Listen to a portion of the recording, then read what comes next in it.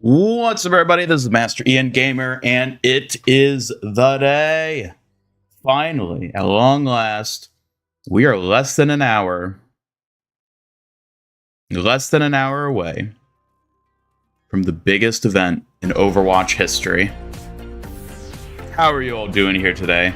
Suki's already breaking. Love to see it.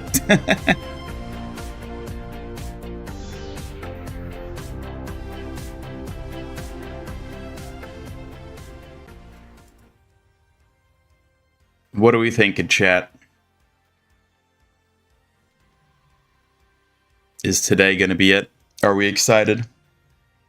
Apparently IGN leaked the roadmap. Really? Oh, I gotta check this out.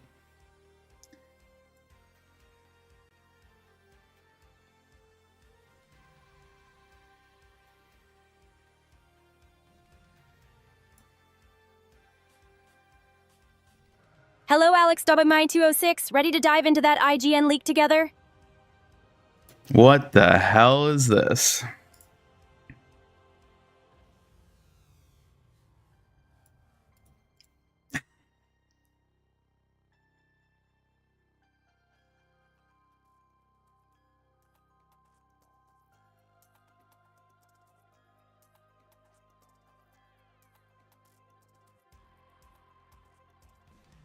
Hey, Raquelman941. Sending you a quick greetings shield. Hope you bring cool vibes. Is this like a confirmed leak? Yeah, that's typical news outlets leaking everything.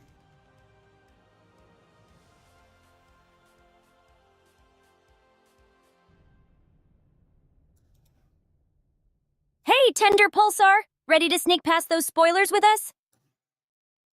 Here, let's... Hello, Benjamin the Nordic Gamer 70. Ready to watch me catch Ian slipping? Wow. Whisper Ibby, hi there. Ready to join in on our sneaky spoiler dodging?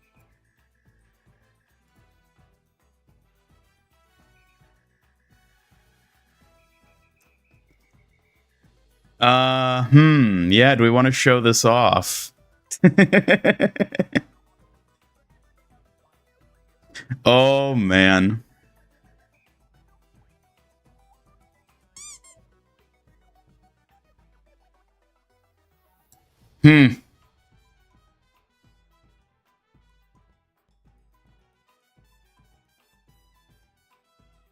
Yeah, I think this might be real. I think this might be real. Oh boy.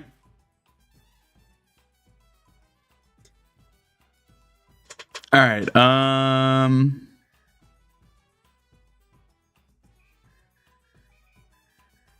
Oop, oop.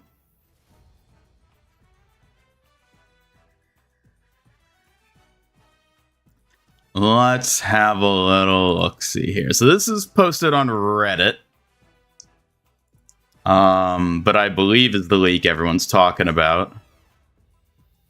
Let's see. Put this up at the top.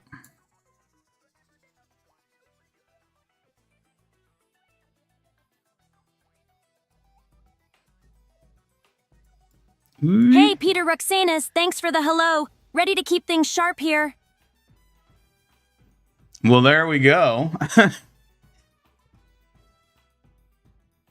Hello, everybody in chat, by the way.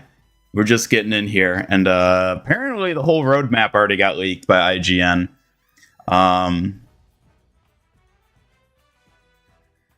Yeah. Hello, Superbanks5. Hope you're ready for some spicy laughs and sneak peeks. Second Mercy Mythic. I told you. I told all of you. That's rough, buddy. I told you we were going to get second Mythics for popular heroes this year. I told you. And look at that. What is that? That is a new Mercy Mythic skin. Yeah, all right. Let's see. Let's have a little look-see here, because this is the big one. Season 1. Interesting. So yeah, this is a reset. What are they calling it? Overwatch Spotlight, Reign of Talon. Oh, is that going to be the new title? Overwatch Reign of Talon. I think it is. I think that's what they're going to be calling it now. Let's make a smaller even. Ow.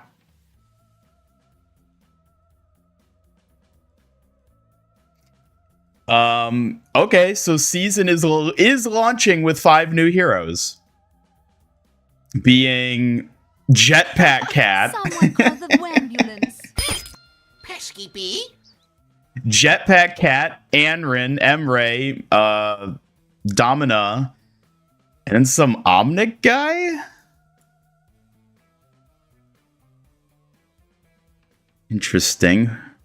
I don't think this is a character we've seen before, right? This guy with the hat?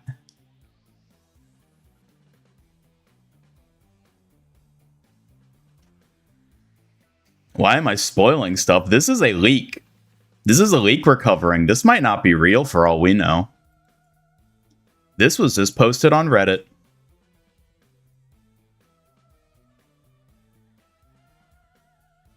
Samurai Omnic, yeah. Definitely some sort of Asian vibe going on with them. Interesting. So they're planning to drop 5 new heroes. And then Conquest event.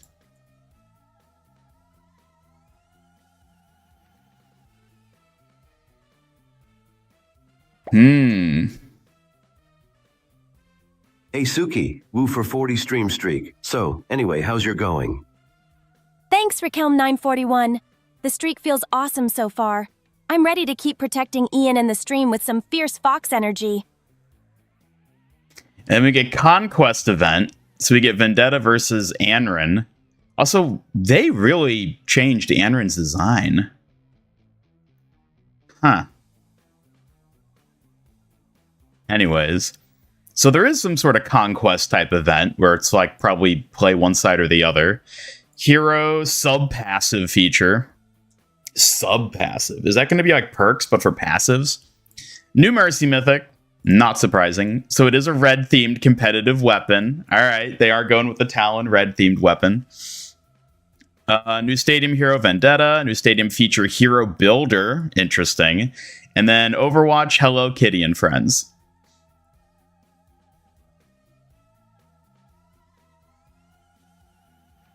Well, alrighty. Double Edge, where are you?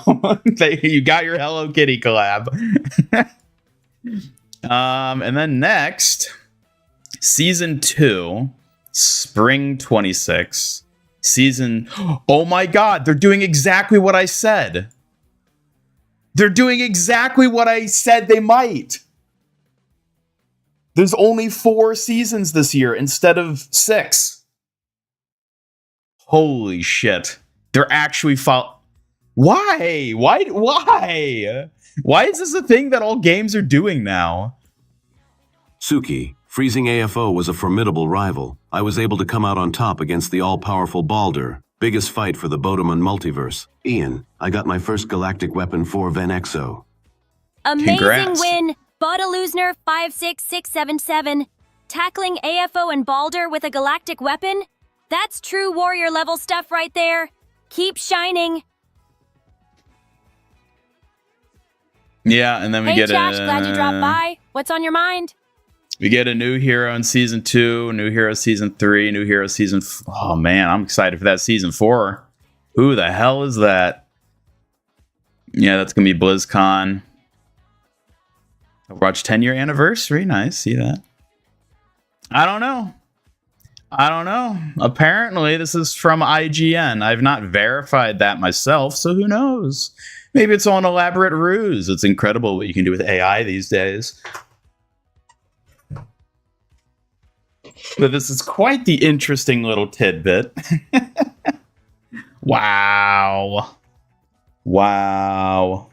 No way it's real? Well, we'll find out in about 40 minutes. How about that? In about 40 minutes, we'll see whether the leak was real.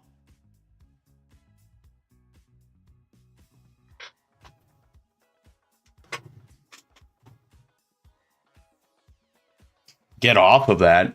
This was posted on Reddit. I can show this. This is not anything confidential for me. Alright, give me 1 second. I gotta make sure something else is set up here.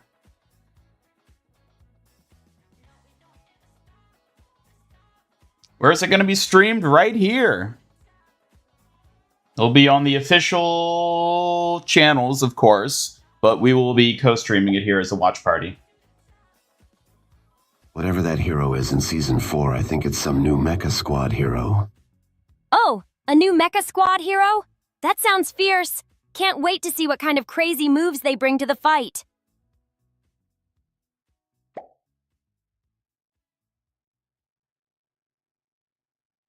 Did someone say Hello Kitty Reaper skin? Hello Kitty Reaper skin? That's a super kawaii mashup. I never thought Reaper could look so cute and fierce at the same time. Oh, we all knew he had it. You need to protect Ian as he looked at leaks, so now Overwatch Yakuza is going to break his knees for that. Yikes, Ian. Maybe cool it with the leaks unless you want trouble. KO in style without ending up with broken knees, alright? This happens every time. Remember when Malga got leaked by Nintendo, like a day before BlizzCon?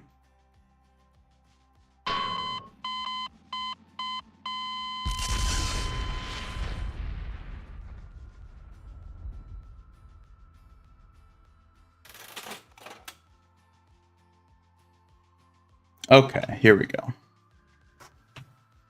Are there drops for the event? Yes, but I believe they're restricted to people who are streaming from Blizzard in person. Thank you.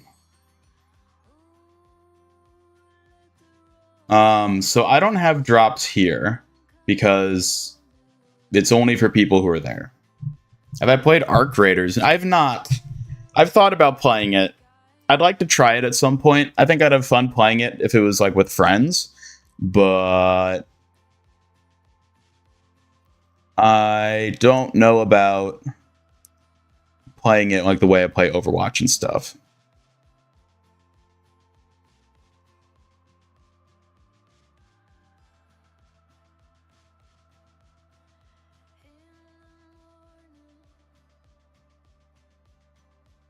Drop their most favorite turret. Yeah, I'm looking at other discussions of it.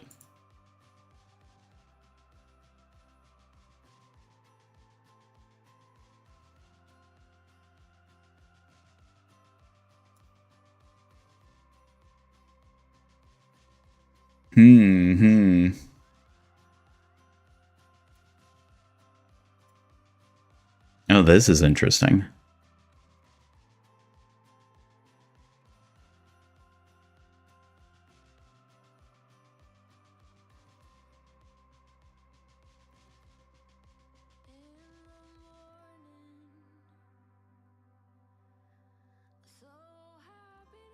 Why do you think this happens, chat? Like, genuinely, why do you think things like this leak? Like, routinely from news outlets? Is it just because the traffic they get and the attention they get from leaking is worth the, like, negative backlash, whatever that may be?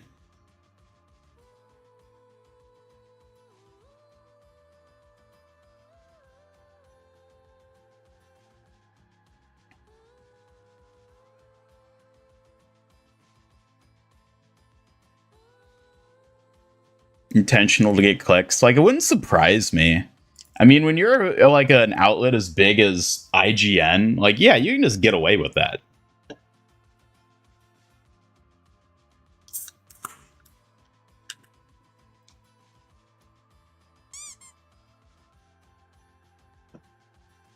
You can absolutely just get away with it, which is the tragedy of it. Oh well. Shouldn't have leaked it.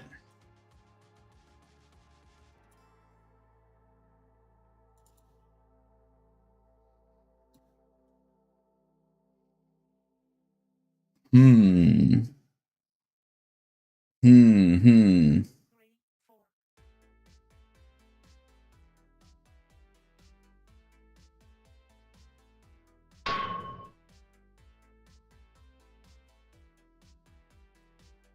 That is straight up Demon in Season 4, isn't it?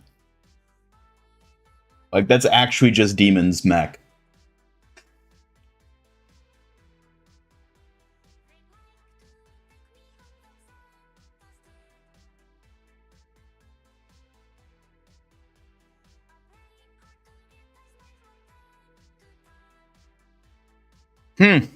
Interesting.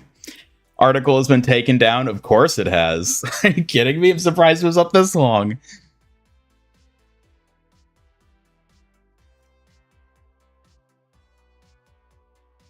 Yeah, the damage has already been done. Huh. Man, we gotta wait 35 minutes still for the official reveal. This is so interesting.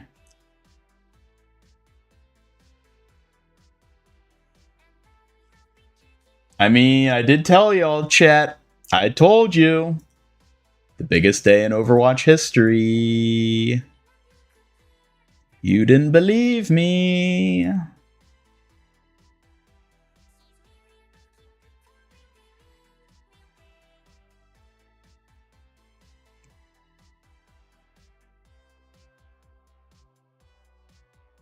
Please let it be fake. Who's gonna tell him?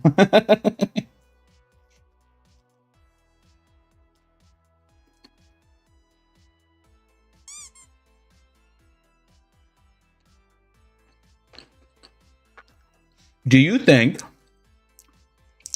they're gonna launch the new season today? After Spotlight? Do you think all that it starts next week was a lie to bamboozle us?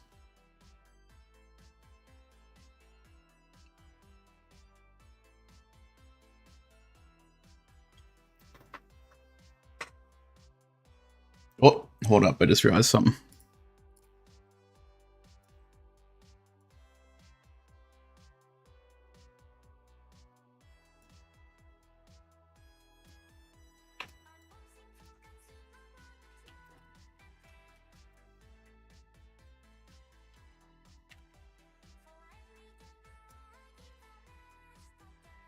Boo!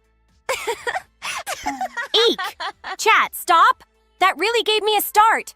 No more scares, please. I'm not built for spooky games.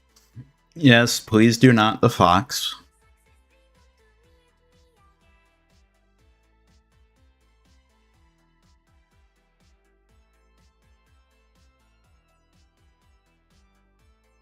Don't think they can because of the ranked season?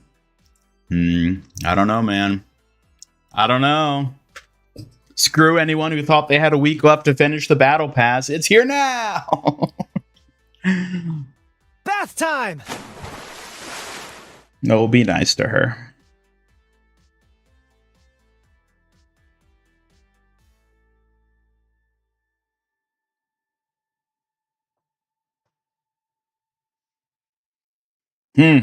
Well.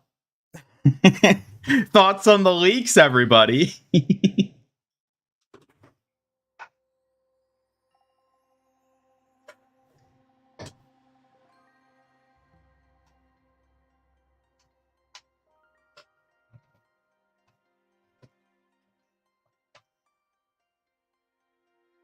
Surprised the leak took that long, to be honest. Yeah, I mean, it could have happened yesterday. I guess consider that. It's better it happened an hour ahead of time instead of a day ahead of time.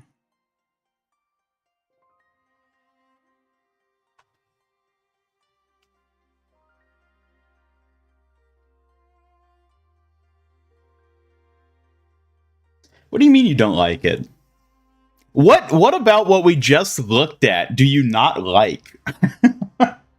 How is that not like the most amazing thing?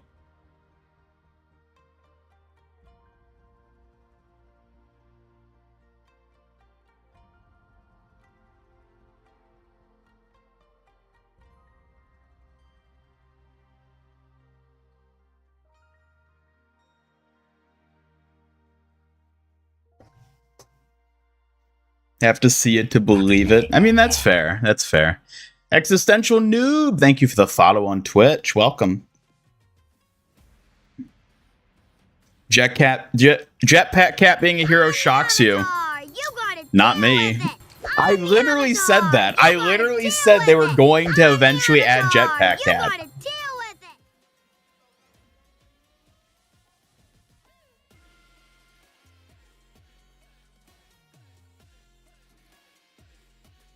Yeah, that does also suggest they're doing a multi-hero. Not even a multi-hero. They're adding 5 heroes. That's more heroes than Overwatch 1 or 2 launched with. That's an entire team's worth of heroes that they're adding. Too early for flapjacks. Hello, Kian Games. Thank you for the follow on Twitch. Jetpack Cat might be like Jeff from Marvel Rivals. Maybe. Also, it's interesting to see that it's distinctly not Mitzi. They just came up with a new cat.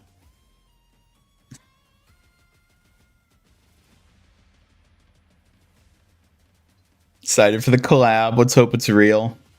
Yeah, we'll see.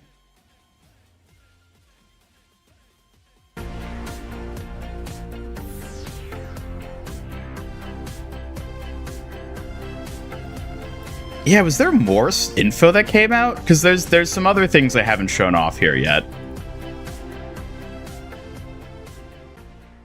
Let's have a look.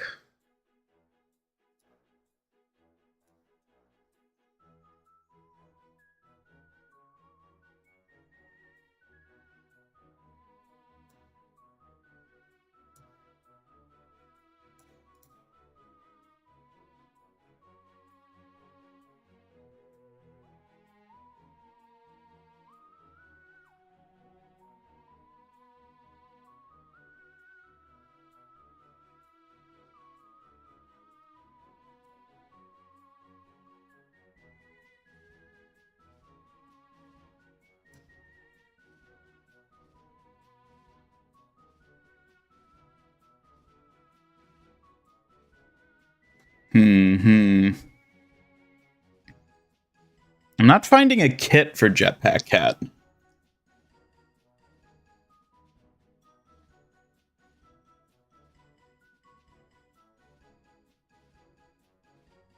Allergic to cats? Cats with jetpacks are scary for you?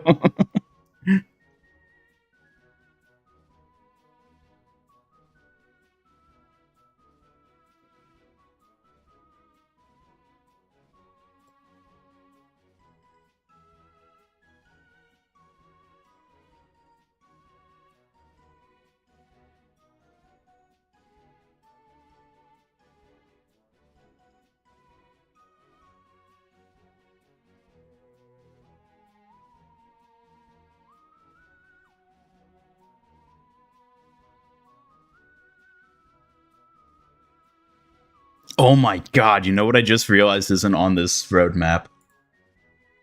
You know what I just realized? There's no Atlantic arcology. No!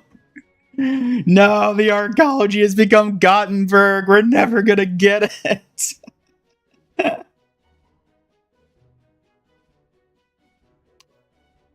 Oh no.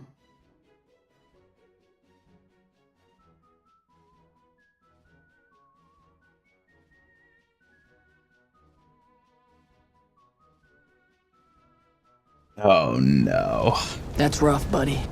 Yeah. That's rough.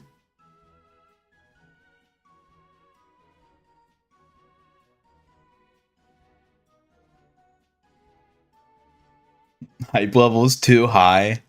Yeah, this is very interesting. Oh, I'm actually more excited for the Spotlight now.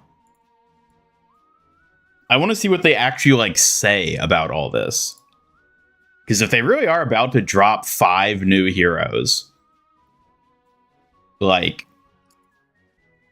I'm curious how they're like actually going to manage that.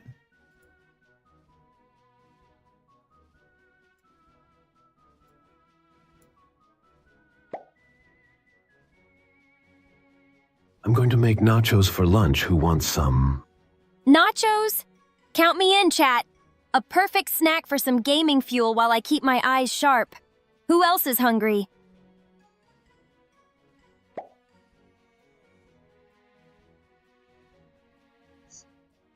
I'll give it a little dance then. Hope you all enjoy it as much as I do when I get to twirl and move like this.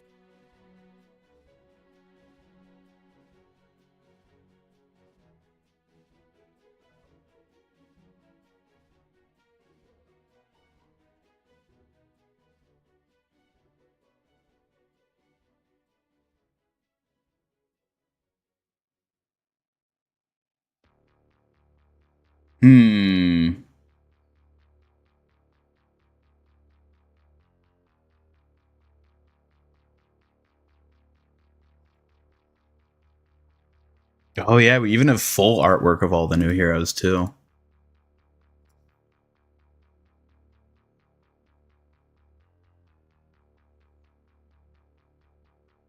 This is so unfair!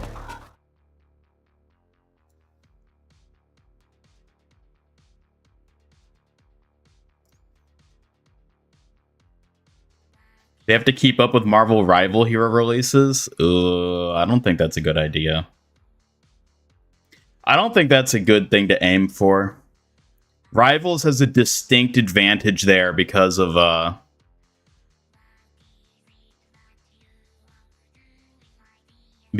them all being existing characters. I don't think it would work well if Blizzard tried to match that.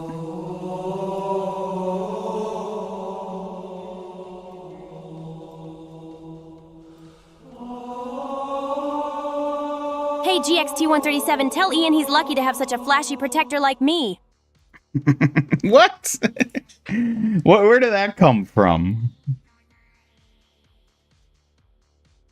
Just a little kitsune wit slipping out. Can't help but keep you on your toes, even if you don't ask for it. Yeah, of course, typical. Typical might just mean you'll never forget who's got the clever moves around here, huh? Don't be getting cocky now.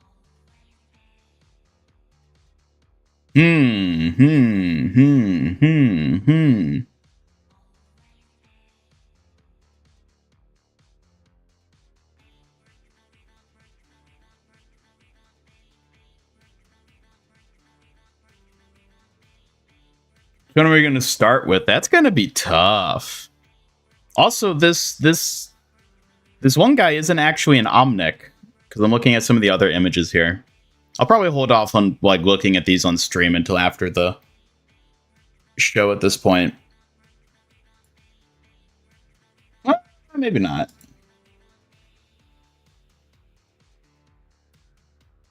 Here.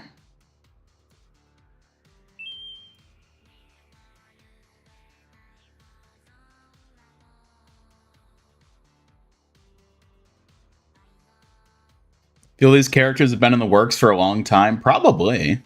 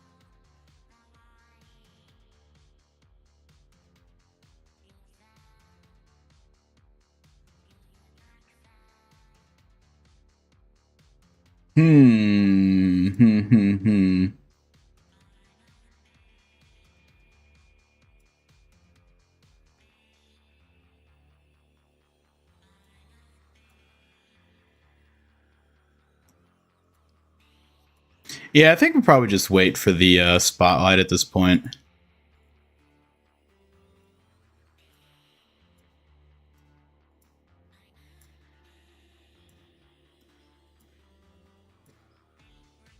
So they're adding 5 new heroes, one of them being a cat, and none of them are Omnics. Kind of funny, isn't it?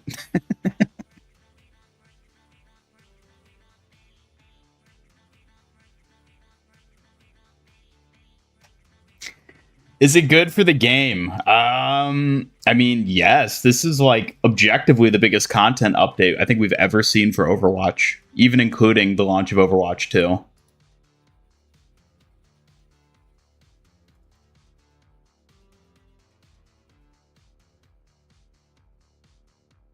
I'm curious how this is going to go over, frankly.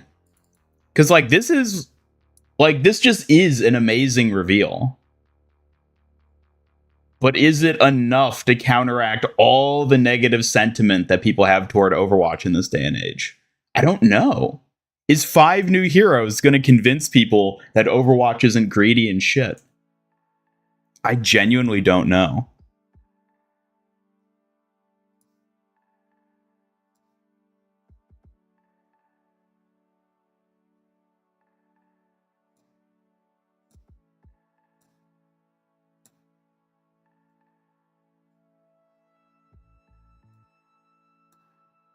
I am very curious to see how this goes over with like the greater masses.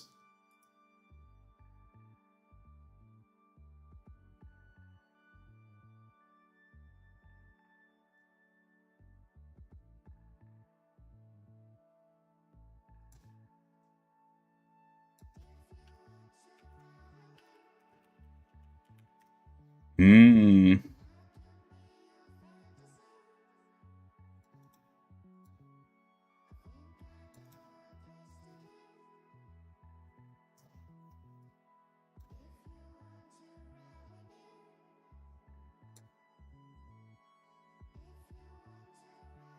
Hey, Tinty648. Hope you're ready for whatever wild turns this Overwatch reveal takes. Some wild turns indeed.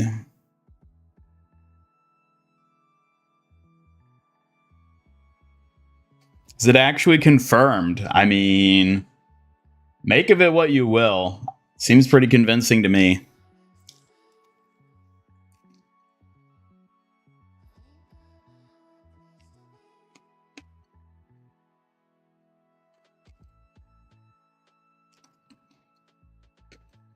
I don't know. I think we just got to see. I kind of just want to watch what they actually show off in the spotlight.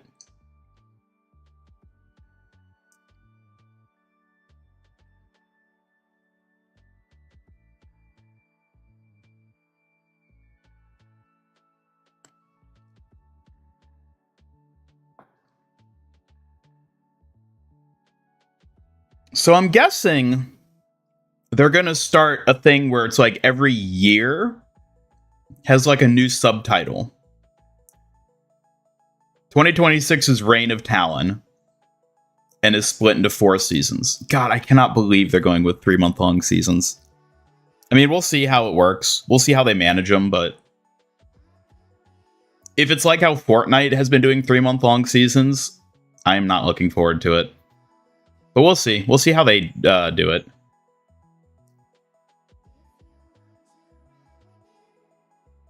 Man, yeah, they're really mixing up just like how the game works. I don't know. I'm curious to see how this goes. Like, it's definitely exciting, and I think more than anything, I'm just curious to see how it plays out.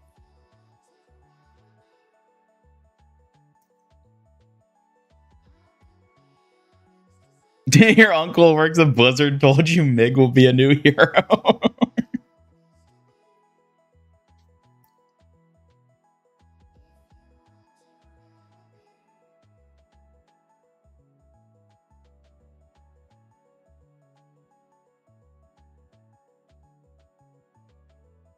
Are you talking about 3-month seasons? Did you see the leak, Tinte?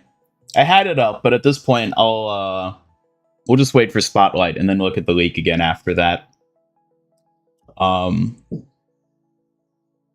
there's only going to be 4 seasons this year instead of 6. And each season's going to be longer. Which is exactly what I said they might do. I said they might do longer seasons, but fewer in a year. And that's exactly what they're doing.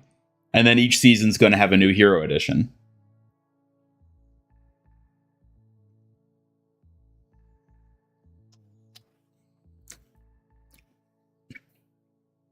Ram dance emote? We're never getting a Ram dance emote. Not even in this timeline.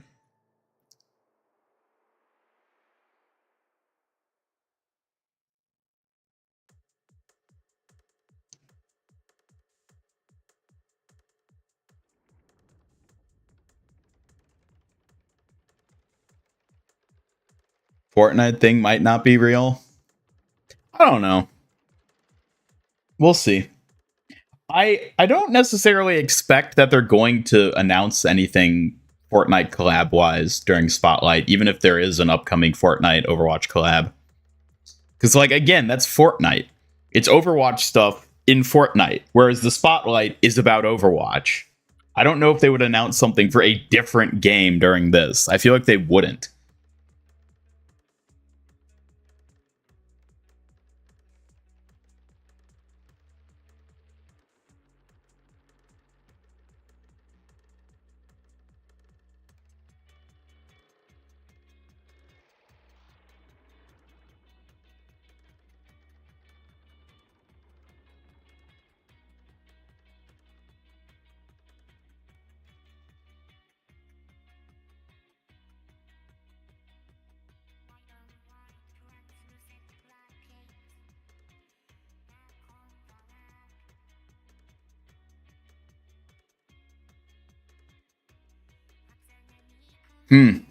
Yeah, man, there's a lot of interesting stuff that came out about this.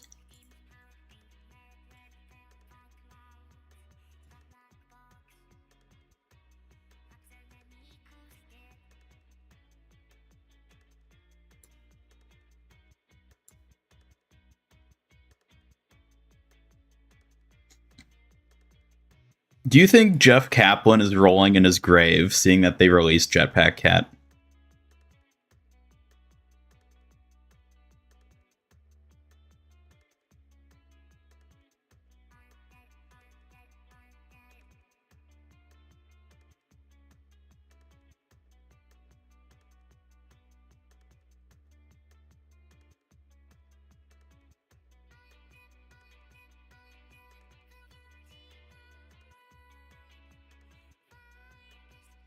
MiG-76 skin? Hell yeah.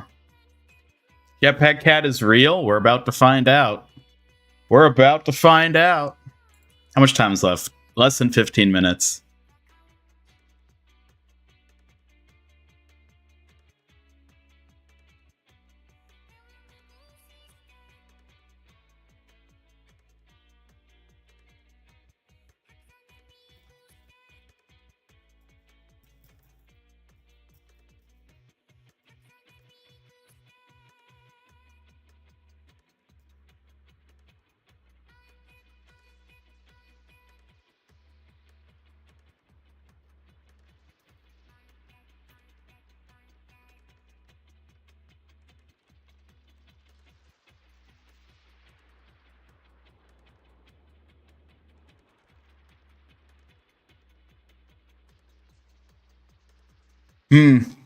I don't know.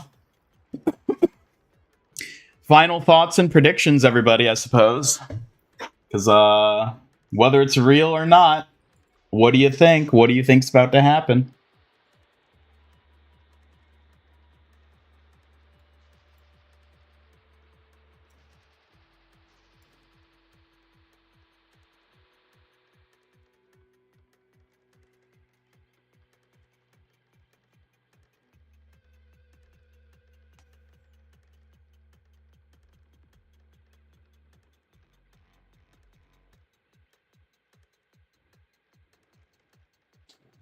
You think Rivals drones are going to be like, see, Rivals made Blizzard change? I mean, they'll probably say whatever. I'm willing to bet Rivals played some hand in Blizzard doing this.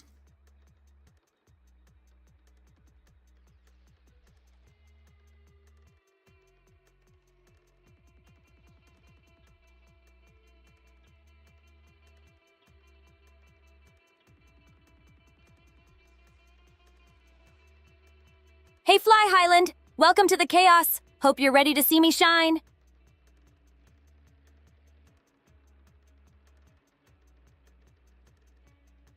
Man, this is so interesting.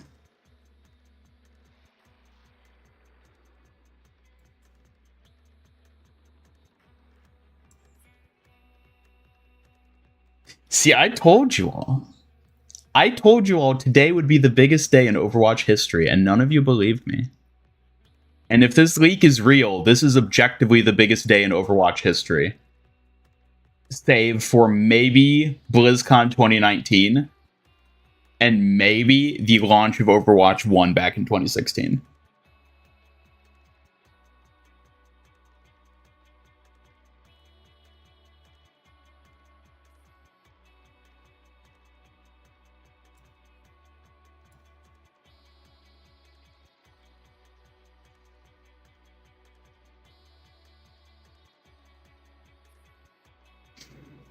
Well, at this point, you'll have to wait. We're going to wait and watch the Spotlight, and then we're going to talk more about the leak.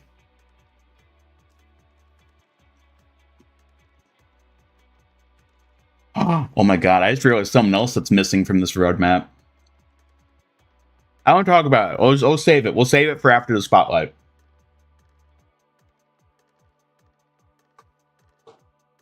I just realized another thing that's missing from this roadmap. I don't know. It's also possible the roadmap just doesn't show everything that's going to come. Because especially if it's like a smaller thing, it just might not have fit into the roadmap. We'll see. We'll see what happens.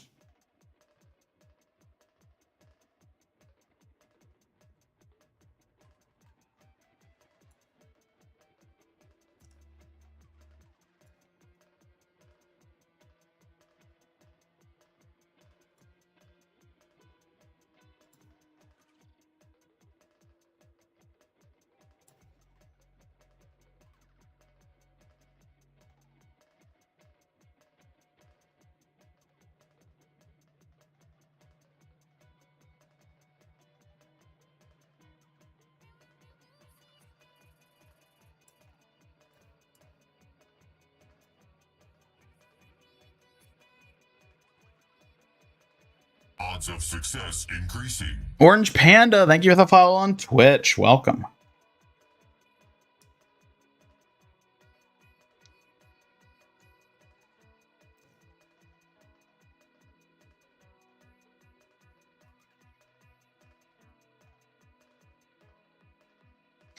Yeah, the article was taken down, of course. Like, they pulled that ASAP. I'm sure somebody archived the, like, full text of it somewhere. Because all the images are out floating around at this point.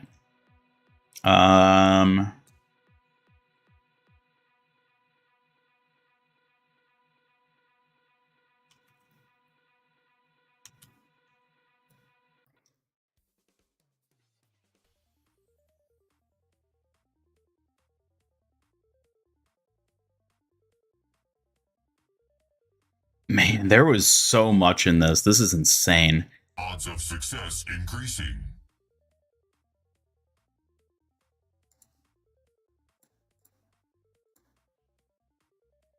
Hey, thank you, Tom DeLonge, for the follow. Thank you so much.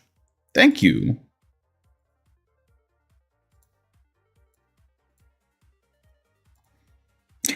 Even Fortnite creators are posting the Overwatch leaks.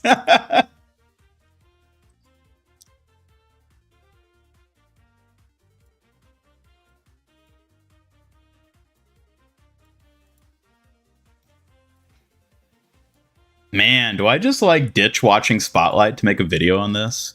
There's so much that has already come out.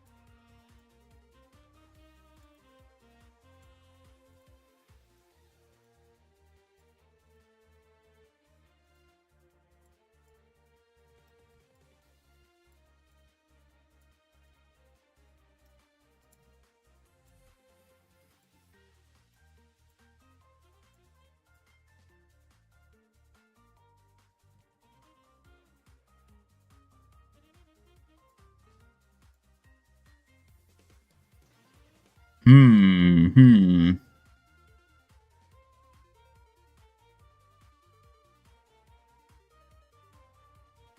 How did I know? I've been doing this long enough. I know when things are going to be big.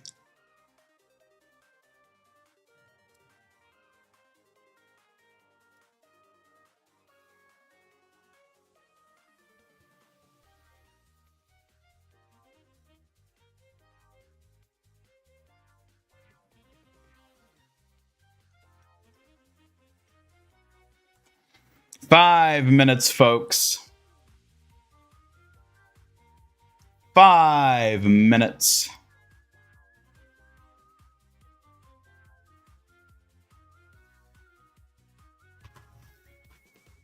And then we'll see what Blizzard themselves have to say about this.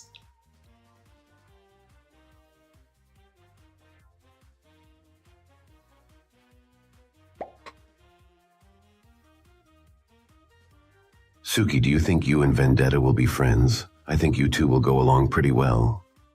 Hopefully. Vendetta sounds cool, like someone I could spar with and learn from. Friends who fight together grow stronger. Is that really true, chat?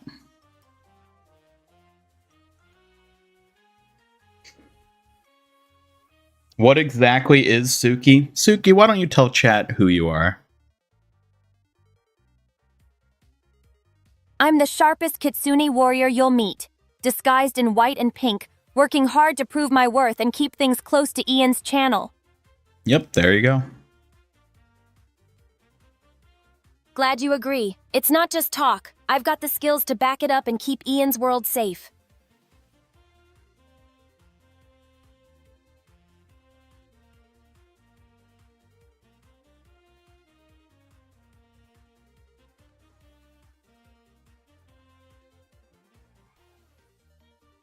The videos Suki keeps us entertained. I wish she was that good at actually hosting things. All right, we're only 3 minutes out. The official stream should be starting any minute now.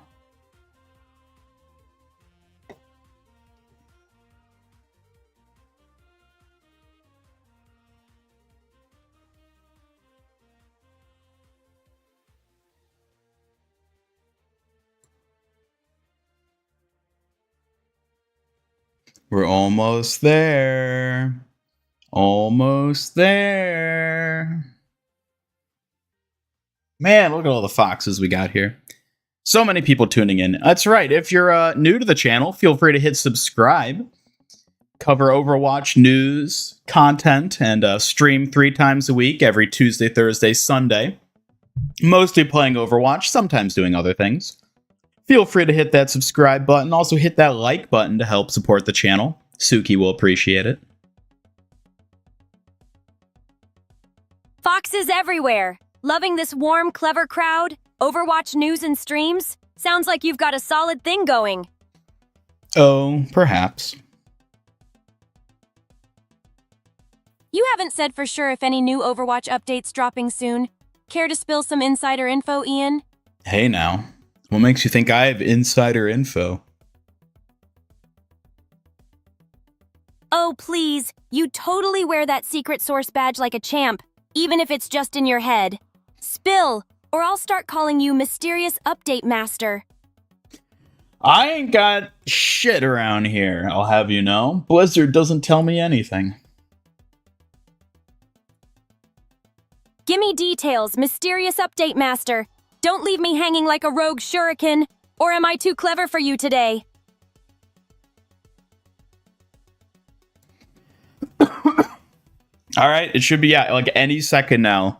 The stream's going to go up and we're going to jump over to that. So give us 1 second.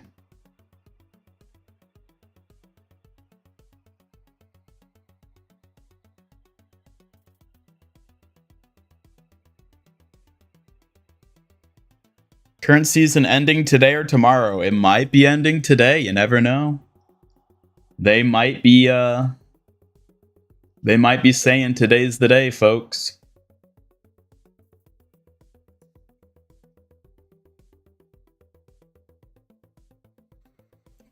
Ooh, any second.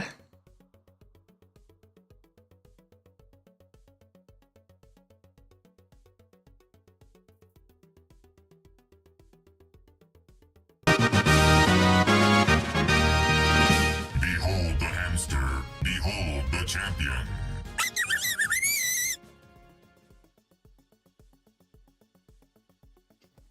Oh my god, when's it gonna happen? What's it gonna happen?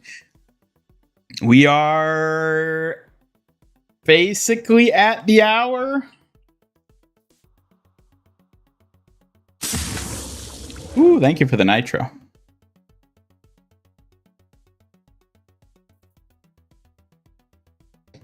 We are at the hour.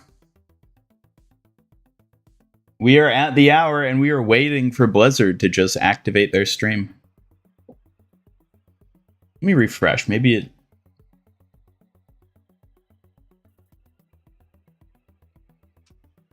Oh, okay. Yeah, here we go.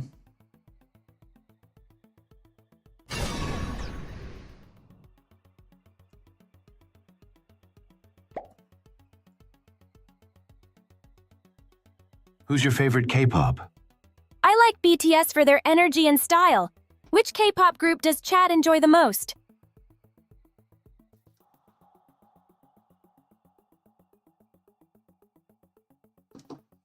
All right. We are hopping over.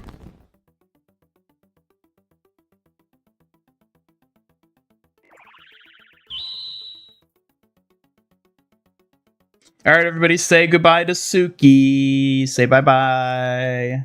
Goodbye, Suki. Position myself. Redeems are disabled. They will be disabled for the duration of the spotlight. There. You guys should be able to hear it now. Let me know about the audio volumes. If it's too loud or quiet, let me know in chat, and I can adjust it.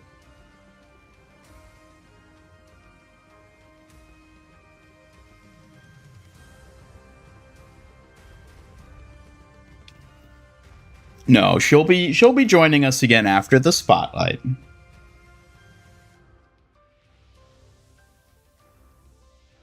little behind. Now we're live on the YouTube stream. We are caught up here. We can refresh. No, refreshing it wouldn't even do anything.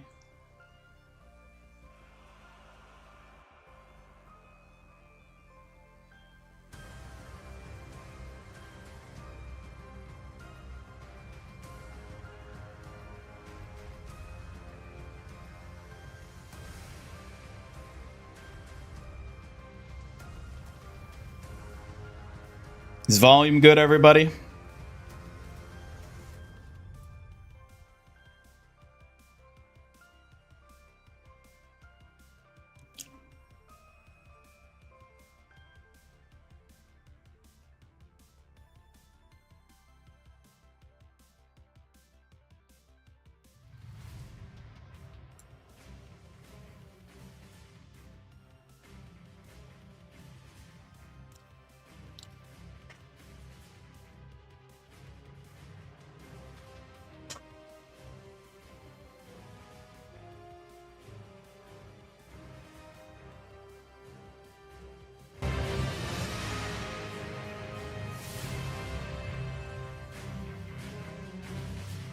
I don't want to make it too loud. Also, this is just the countdown, so it'll be louder once it actually starts.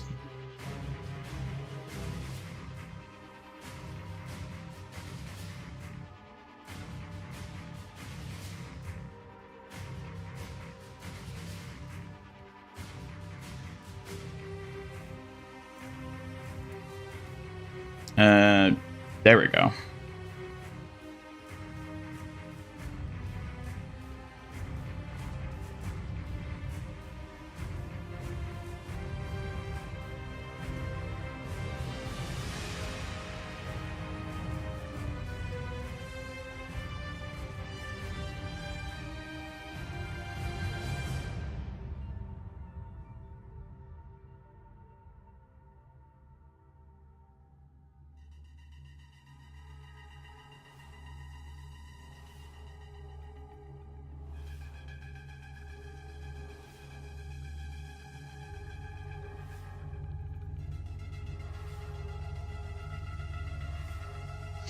My voice is pretty loud. Well, I'm not really going to be talking much during it.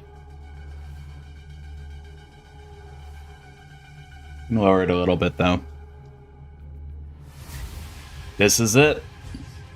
Were the leaks correct? Oh, I can also pause the music. I forgot to do that. There we go.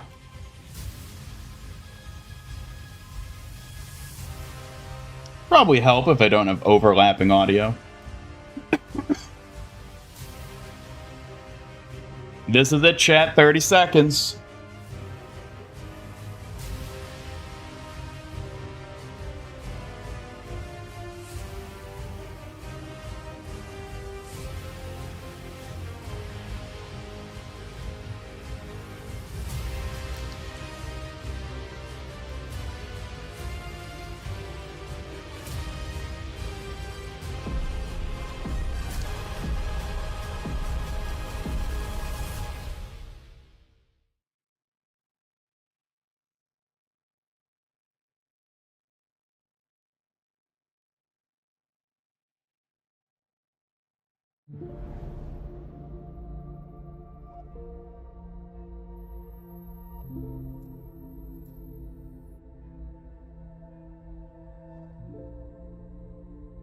Hey, Papa.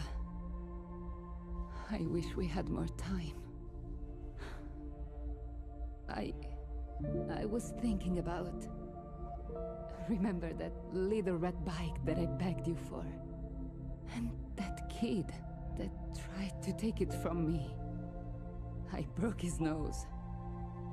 I was so scared you'd be mad, but... You were proud of me. You said... Never let anyone take what is yours. But now you're gone. And they've taken everything. Now, I have nothing.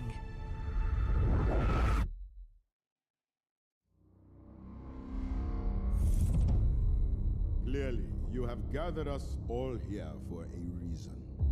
I have more pressing matters to attend to. Get to the point. We should have put a stop to Vendetta a long time ago. She's a threat. I've been tracking her for years. She's gone from nothing to this. She's building up to something. And if we don't rein her in, she's going to...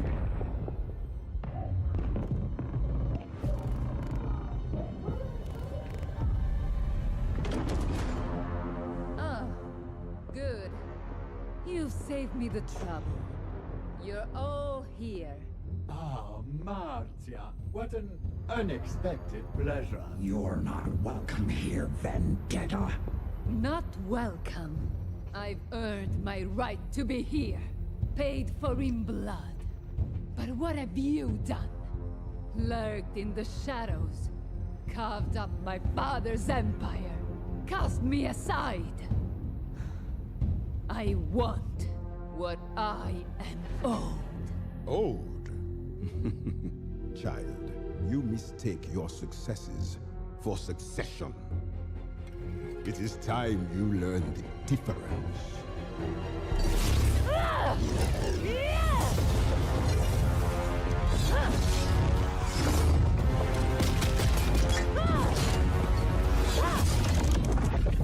Predictable.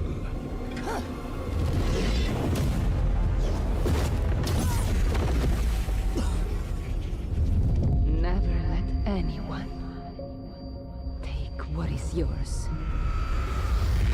Pathetic.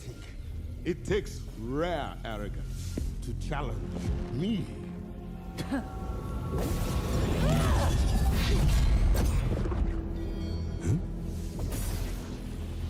My family gave everything to Talon. And like a coward, you buried our legacy. I'm here to take it back. You deserve nothing. Power is not passed down. It must be seized. I agree. And you are it!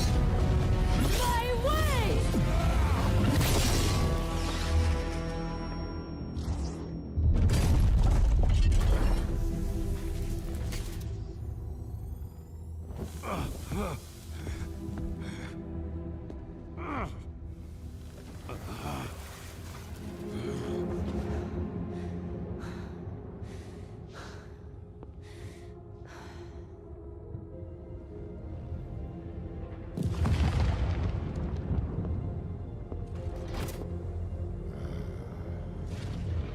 disappoint me. So close to your vengeance. And now, you hesitate. It makes you weak. I want to remember this moment. Talon may have stolen my past, but I am its future. A shame you won't be around to enjoy what comes next.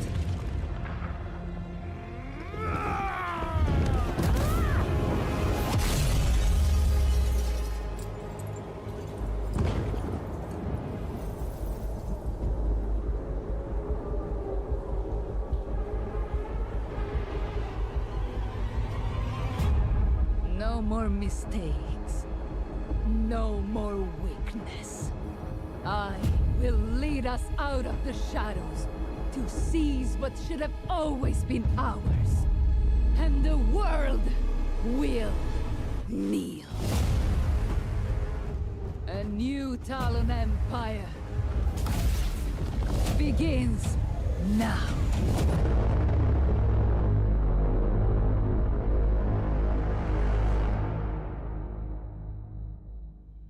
Vendetta is reclaiming what is rightfully hers.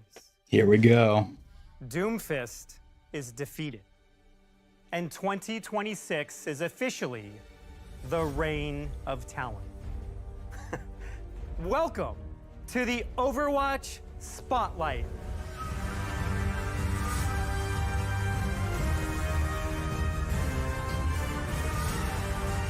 Oh, there's them, right? 10 years ago, we introduced the world to Overwatch and its fight for a better future. But now, it's time for Overwatch's next big story, and I couldn't be more excited to share it with you. On February 10th, we're kicking things off with a brand new Season 1. For the first time ever, we're telling an annual story with a beginning, middle, and end. A story that evolves across all 6 seasons of the year before a new Season 1 launches the next chapter in 2027. This is going to be epic. Overwatch's fight against Talon will unfold through in-game events, animated hero trailers, short stories, and comics. All of these will be instantly updated in the narrative viewer right inside the game. It's a whole new way to experience the Overwatch universe. And since it's our 10-year anniversary, we're going big.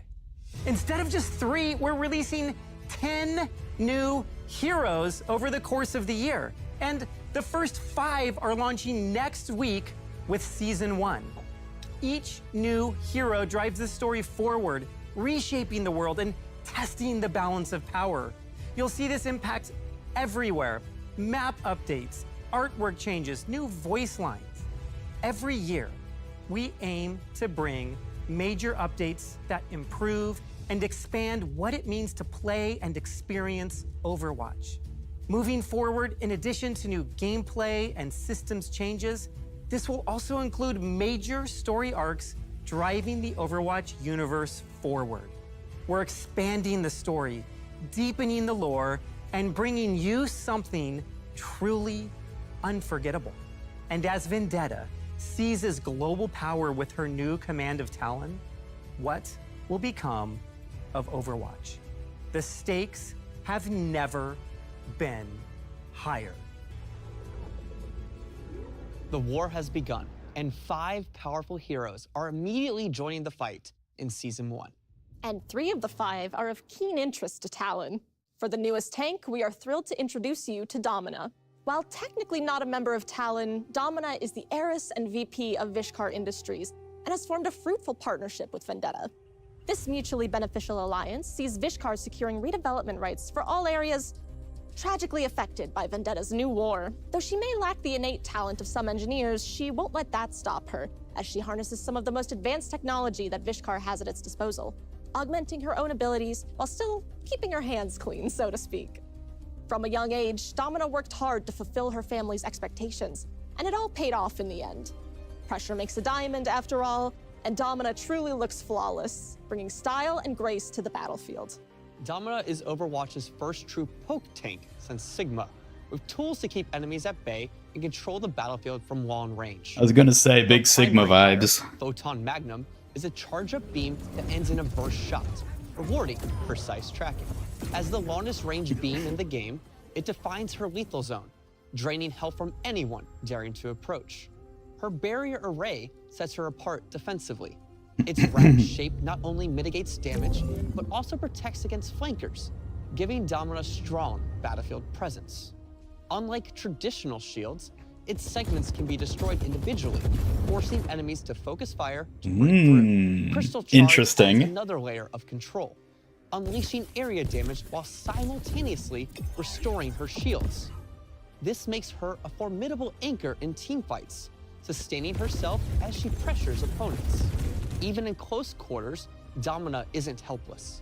Sonic repulsors knock enemies back in a straight line, stunning them if they collide with walls, perfect for disrupting aggressive dives. And such a distinguished hero needs an ultimate up to her standards. Welcome Panopticon, flipping the concept of barriers on its head. Striking enemies traps them inside a barrier that blocks their damage and healing. When the effect ends, the barrier explodes, delivering devastating, often lethal punishment. Next up, we're enlisting a former Overwatch agent, Emre, as one of our newest damage heroes. Once a member of the Overwatch strike team, Emre made a name for himself not only due to his skills on the battlefield, but for his commitment to his fellow agents. Principled and open, he stood as a shining example of the ideals Overwatch should hold itself to.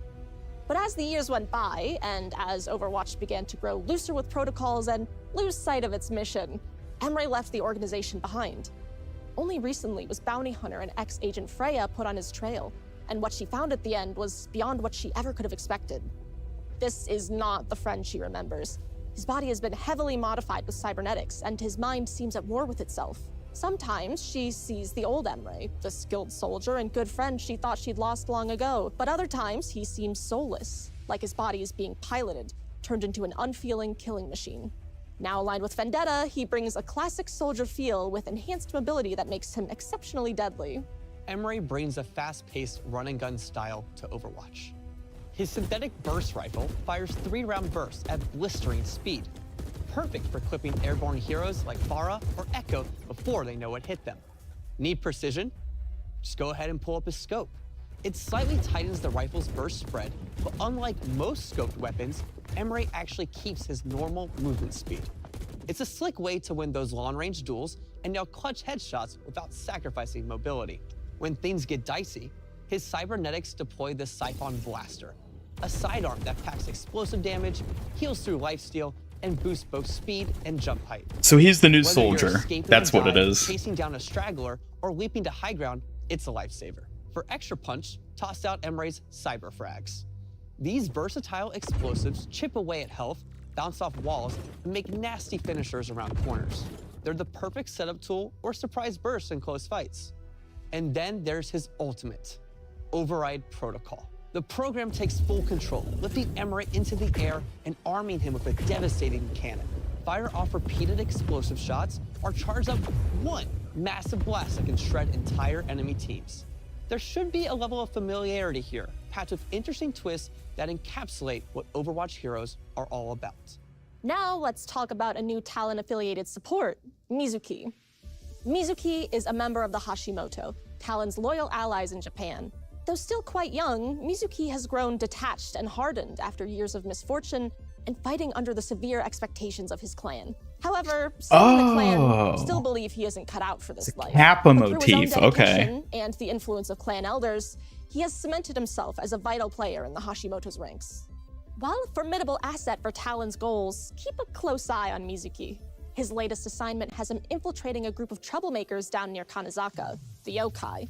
We'd hoped he would deal with them swiftly, but we fear he may be caught between loyalties. Losing him to the yokai, or worse yet, Overwatch, would be a blow to Vendetta's plans in the region. Mizuki is an aggressive support who plays closer to the action than some of the other heroes in the role. His core healing tool is Remedy Aura, a field that surrounds him. The aura is similar to Lucio's, but Mizuki can charge this aura by healing allies with other abilities or even by dealing damage. To keep pressure on enemies, Mizuki wields Spirit Glaive, a bouncing projectile that dishes out steady damage while fueling his aura. Healing Kasa is a chain heal that bounces up to 3 allies. You choose the first target, and the Enchanted Hat does the rest. With multiple charges, Mizuki can quickly stabilize his team, while also receiving a bit of healing himself, perfect for holding aggressive positions. Extra survivability comes from Katashiro Return, a mobility skill that boosts his speed and lets him teleport back to his starting position. It's an escape option, but also a clever way to outplay opponents mid-duel. And if enemies get too bold, Binding Chain tethers them to a confined area, slowing mobile heroes or grounding airborne threats. Finally, Mizuki's ultimate, Kakai Sanctuary, creates a protective zone. Its outer layer absorbs incoming projectiles, while allies inside receive healing. Whether countering enemy ultimates or flipping a fight in your favor, it's a powerful tool that cements Mizuki as a support who thrives on aggression and clutch plays. While Talon's roster is impressive, we would be remiss if we didn't brief you on who's joining up with Overwatch when Season 1 launches. A clear contrast to Mizuki's cool demeanor, Onran heats things up in the damage role. The elder sister of the water-wielding Wuyong, Onran is a star student at Wuxing University. They so Kiriko-fied her. Hardworking, and holds others to the same high standards she holds herself to. Now she joins Overwatch alongside her brother with hope to save the world and keep him out of trouble at the same time. Like Wuyong, she fights with Wuxing's elemental technology. Wielding twin fans that allow her to control fire, she reminds her foes to steer clear or get burned. Onran is an assassin-style DPS who thrives on mobility and flanking. Her Juche fans fire 2 blazing projectiles, stacking her ignition passive to set enemies on fire. Burning foes take damage over time and become more vulnerable, setting up her piercing secondary attack. When she uses Fan the Flames against ignited targets, the damage doubles, making eliminations swift and deadly. To get in so close, she commands the elements to move around the battlefield. With Inferno Rush, Onran dashes forward, damaging and knocking back enemies while gaining vertical mobility to reach high ground or cross gaps. 2 charges let her reposition quickly or dive straight into the backline. Her training really pays off with Dancing Blaze, phasing her to nearby enemies for damage or as a timed dodge against big abilities, even ultimates. The invulnerability window extends with each enemy hit, encouraging bold dives right into the fray. And then there's her ultimate, or ultimates. Alive, Onran unleashes Vermilion Ascent, soaring upward before crashing down to ignite enemies. But if she dies first, Vermilion Revival triggers a fiery explosion, resurrecting her mid-battle. It's both a second chance and a sneaky way to flip a fight. We're really excited to see Onran join Overwatch's roster. So excited, in fact, that she'll actually be available early for a hero trial starting tomorrow, February 5th, until Season 1 launches. There we go. But I think there's still one more hero to talk about, Miranda. The cat. In a world with gorilla scientists and hamster engineers, a cat wreaking havoc in a jetpack makes almost too much sense. Not much is known about this new arrival to the team. She appeared in Gibraltar as a stray, and if there's more to her story, she certainly isn't sharing it. But whatever her origin, Overwatch's very own Brigitte was eager to adopt a new feline friend. Jetpack Cat has proven to be a surprising help in the fight against Talon. Her lightning-fast reflexes and her uncanny balance allow her to provide support in even the hairiest firefights. She'll put all 9 lives on the line to keep her team safe. We really wanted to introduce a new form of utility into Overwatch. Obviously, this cat has a jetpack that actually stays on the entire time. She's flying in the air. But when you're up in the air, you will be able to transport allies with Lifeline. While in this mode, allies that are below her will be able to attach to Jetpack Cat's tether, and she can move them around the map. Lifeline opens up worlds of strategies, It can be used for something as simple as a taxi from spawn or to fly an ulting Cassidy above the point. And because we all know cats love knocking things off ledges, Jetpack Cat's ultimate has her pouncing on enemies. The closest knockdown enemy is picked up by Jetpack Cat's tether, and then either flown off a ledge, dragged into the enemy team, or just taken for a joyride. We don't want to give too much away until you can play her for yourself. But really, we are so excited for what Jetpack Cat unlocks and can't wait to see the plays you come up with. Beyond these first 5 heroes, we'll also be releasing a new hero every season, each one expanding how you can play alongside the ever-evolving story. You will be able to get your hands on Domina, Onron, Emre, Mizuki, and Jetpack Cat when Season 1 launches on February 10th. Hey everyone, Kenny here back well, there you go. Gibraltar, where the rest of the team is supposed to be. Dope. Anyway, it's not just about who's fighting, it's about how they fight. When Season 1 launches, there will no longer just be tanks, damage, and supports. Each role will have new sub-roles, all of which will have new passives tailored directly to the skill set and combat style they bring to Overwatch. Damage heroes will now be spread amongst Recon, Flanker, Specialist, and Sharpshooter sub-roles.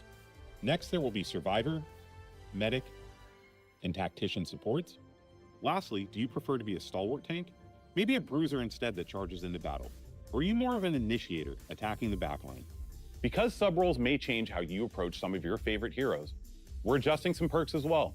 Over the last year, perks have had a huge impact on how you approach matchups, and we're continuing to explore not only how to tweak them for better balance, but also for the most fun way to play Overwatch. Beyond perks, later this year, we're looking at reworking some of the classic heroes. We'll have more details on the heroes and new abilities ahead of Season 3. To usher in the reign of Talon, we need your help. In Season 1, we're introducing a new meta event where you can fight for a side and get rewarded for it. Each week, you'll pick your allegiance to Overwatch or Talon, accepting and completing missions tied directly to the lore. Rewards will then be given out at the end of each week to the faction with more successful missions. So you'll have 5 weeks to try and win on both teams. Feel like you chose the wrong faction? No worries. You can go the double agent route, change things up mid-phase, and not have to worry about sitting in Gibraltar alone. I have no idea what is going on. Beyond all of this, we have some other amazing updates coming in the next few months. Our team has outdone themselves. From Jetpack Cat soaring through the skies to Onron blazing through enemies. The silhouettes, the animation, the artistry, all next level with these new heroes. Bringing to life Domina's unique abilities like her hard light wall required all new engineering tech, allowing her designers to create visually striking skills. And keep a close eye on Imri's weapons, materializing in real time as you switch between abilities. Since we're bringing in 5 new heroes all at once, we wanted to make sure their silhouettes were visually clear, regardless of your skill level. From concept through the final look in game, I am so proud of everyone on the team. And we cannot wait for you all to experience this amazing work once Season 1 launches. But beyond new heroes, this year brings us stunning new skins for Talon, Overwatch, and everything in between. We've always experimented with different Battle Pass themes, and for Season 1, we're making the story come alive through the faction skins you can earn. The team has some truly beautiful things coming for you all, perfect for a rainy day or to celebrate Valentine's. Loot boxes are being refreshed. All regular shop skins from the last 6 seasons are being added to the loot box pool. Now, this doesn't include things like collabs or mythics, but you can get Doki Watch skins. Now, I might be biased as I worked on some of these, but it is so refreshing to use a skin about kicking ass while also looking cute. Or could you say cute but deadly? You could, but I like my description better. Not only that, we're introducing a new Overwatch esports loot box, celebrating the history of our competitive scene. Every season this year, there will be 2 Mythic Hero skins coming your way. Season 1 kicks off with the all-new Mercy Celestial Guardian. This idea came up and the team was like, dude, we gotta make this. Alongside it, we have Juno's gravity-defying Starshooter Blaster. Ooh. And mid-season, May will let you hop online for our first Mythic Hero skin. Over the next few seasons, new Mythic Hero skins will be released for Soldier 76, Illari, and Mauga, to name a few, while Mythic Weapon skins for Genji, Hanzo, and Sojourn are on the way. Some of the most fun skins we get to make each season are for collabs. And there's some absurdly fun ones coming this year. The first one fills us with nostalgia in the most kawaii of ways. When playing Overwatch, we could always use a friend or two to watch our backs. So who better to help kick off this new year than some super cute friends of ours?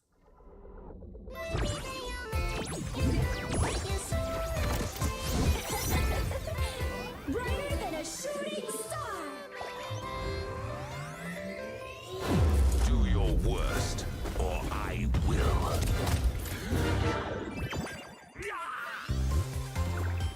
Oh!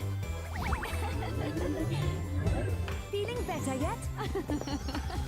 We'll show them a trick or two. Let the Kitsune guide you! Supernova ready! Greetings, Earthlings! Come closer. I won't bite. Boom! I'm feeling it!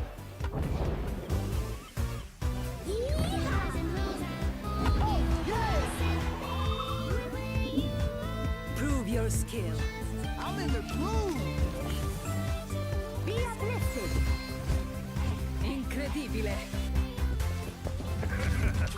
Victory is at hand. Now we're in orbit! Nice try!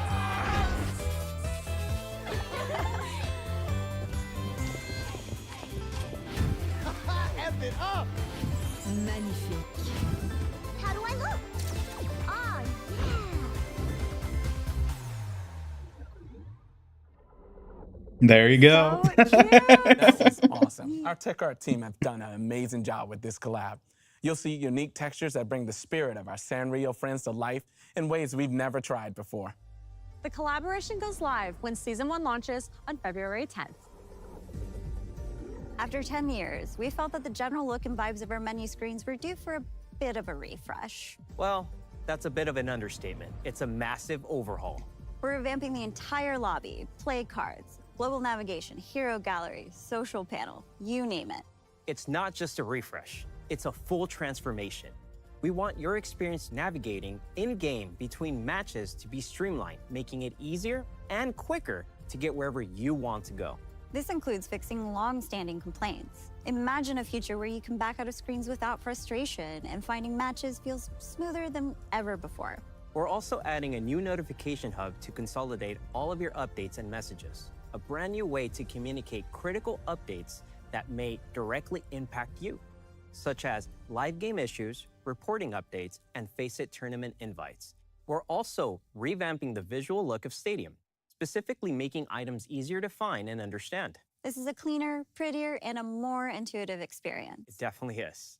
This being the first season of 2026, you know what that means. The start of the new competitive year. With 5 new heroes joining up and Talon taking the world by storm, it's only fitting that we do a competitive reset. The new competitive year is kicking off with the only color fitting the reign of Talon, the new Crimson Wolf competitive weapon. For those of you that achieve Diamond or higher, you'll be rewarded with a new competitive skin for Talon's leader, And they say chivalry is dead. Well, former leader, Doomfist. Updated competitive titles are here. Title rarities being applied to the entire system, and for those of you that reach Challenger tier, we'll add dynamic titles showing your individual finish. We're also bringing in Challenger tier icons, awarded every rank reset. Titles earned in Season 20 will be rewarded when Season 1 launches. Being a multiplayer game, we're focused on making Overwatch even more social. In a future season, one of the most requested features is making a comeback. Players have a lot of nostalgia for the end-of-match voting cards, and we can always use a bit more positivity to celebrate each other. So as you can see, these aren't cards anymore. Post-match accolades will now show your full 3D hero model. There will be even easier access to endorsements. Heroic endorsements will let you highlight the clutch plays and great teamwork moments. We're also introducing new cards that highlight standout moments, think match-altering saves, strategic plays, and more. Expect multi-endorsements and heroic recognition. These will be a cornerstone of our systems update. Next up, it's the new praise feature. You'll be able to add it directly to your comms wheel. This plays unique VO lines for your hero, offering praise and positivity. Perfect for when someone gets a team kill, or maybe just when your Genji ults and spawn by accident. Over the rest of the year, expect upgrades to map voting, hero bans, and drives. Now, we can't have the reign of Talon without our queen herself joining the lineup. Vendetta, the Colossea's greatest champion, is coming in Season 1. For the more competitive of you, we are bringing you the all-new, all-star Gladiator skin. For gameplay, let's be honest, Stadium can feel intimidating compared to core Overwatch. So we are introducing the Hero Builder, smart recommendations that guide you through creating your ultimate hero fantasy. We want to remove some of the complexity for players new to Stadium, as well as for seasoned players that are hesitant to try out a new hero. The system will update every day, pulling from millions of unique player builds from around the world in all skill tiers, showcasing the most popular ones that your fellow players are enjoying. Complexity in the shop has been one of the biggest pain points for newer Stadium players, and we're really excited to offer help in this area. We want Overwatch to be fun and informative every time you play.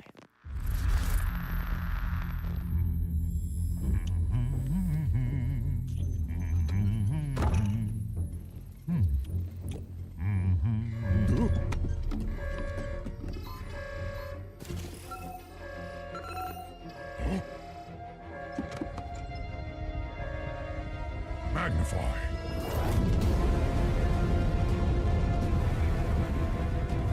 Overwatch battle stations. We are under attack by Talon. This is the beginning of a new year, a new chapter, a new era for Overwatch. We've never done anything like this before. From dropping 5 new heroes in one season to launching the first in our series of year-long story arcs. Overwatch is a living universe that keeps growing, keeps surprising, and keeps bringing players together from around the world. This team is focused on continually delivering these great experiences for years to come.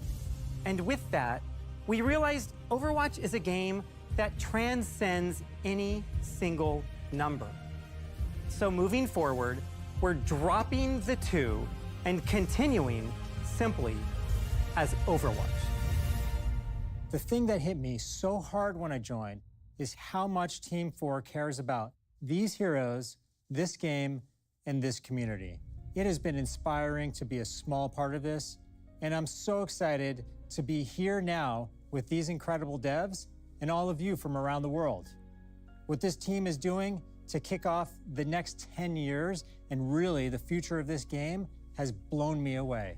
We have so much else coming. We couldn't cover it all here, and here's just a few of those things. For Nintendo players, we're releasing the Switch 2 version of Overwatch when Season 2 launches.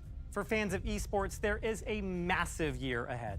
The OWCS is kicking off this week with a boot camp in Seoul before the full season launch in March, concluding at the end of the year with a World Finals in China. But OWCS isn't the only thing esports has cooking. With the return of BlizzCon in September comes another Overwatch World Cup.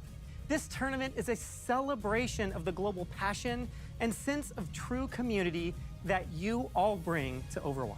And for the technical fans out there, we're improving the tools behind the game, and you're going to start seeing even greater details on your favorite heroes. From customized eye highlights to a new ambient lighting system and improved cloth and hair physics, or should we say fur physics? Blizzard is committed to the future of Overwatch, exploring more ways to play, experience, and celebrate the heroes in universe that all of us love.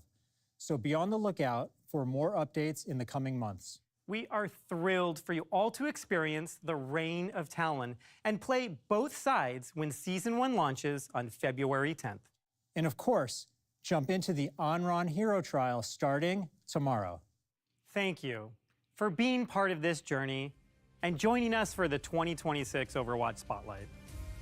Let's make a great game.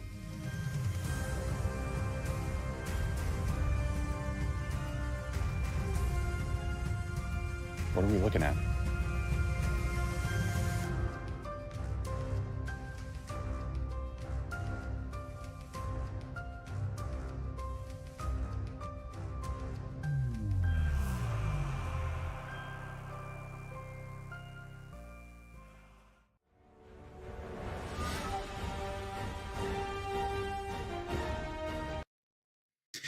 Well, there we go. There we go, chat. What do you think? What do you think?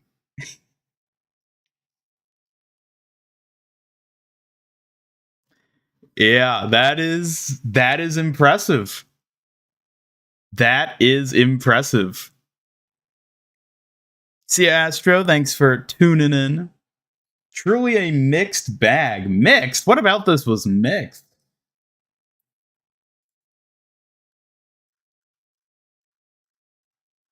I think this is exactly what Blizzard needed to do to maintain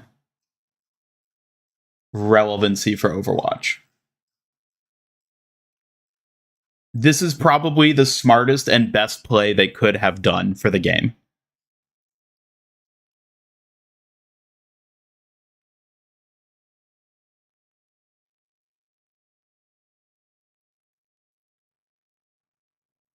Overwatch is back, baby. Overwatch is back, baby. Yeah, I mean, here, let's it is absolutely back.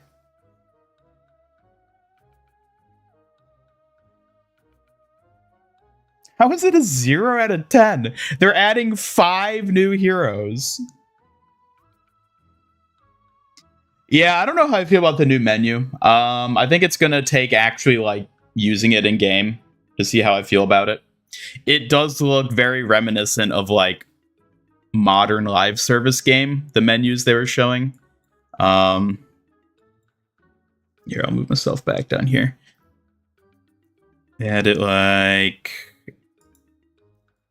yeah, the different subcategories for heroes as well. I guess that makes sense. I mean, we're getting 10 new heroes this year. The roster's going to be so big that like 4 like roles is just not sufficient. I understand why they're doing this. I feel like there's a screenshot a bit later that had like a better image of like the whole thing broken down. I don't think it was that far. I don't know. Where did they cover menus? Emery. Here, we'll just sort of mute it and let it kind of play, and then we'll stop it if it pops up.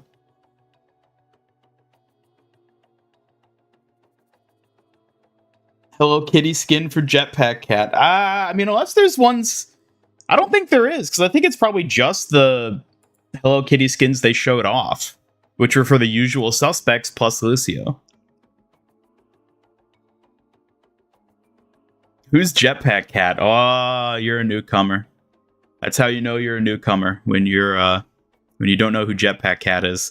It's interesting that they've like totally retconned the actual original character of Jetpack Cat, though. It's no longer like a Mitzi concept that Brig came up with. Now it's literally just some random cat with a jetpack that wandered into Gibraltar. They straight up just retconned what Jetpack Cat is. And like, you know what? I don't even mind, because I think that's probably necessary to make it that way. Because otherwise it's like, oh, what? Brig just like weaponized one of her cats? So, you know what? I think I'm fine with that. I think I'm fine with them just retconning what Jetpack Cat is for this new hero. Who's the massive silhouette in the back? That looks like it's going to be Demon, the other mecha pilot, which is interesting and kind of unfortunate, I would say. But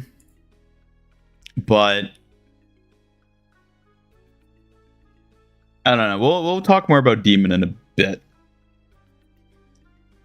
So this is like kind of an overarch. This is like the split sides. I'm curious how this is going to end up feeling, the whole competition thing. Also, it's weird that Mizuki, was that his name? The Kappa guy from Hashimoto? Why is he on the good guy's side? They said he's one of the villains. Yeah, I mean, this menu is so reminiscent of like just modern free-to-play live service games. It's giving me mobile vibes, too. Which they did not announce a mobile game, interestingly. They did not announce a mobile game. I wonder if they're saving that for BlizzCon. Probably.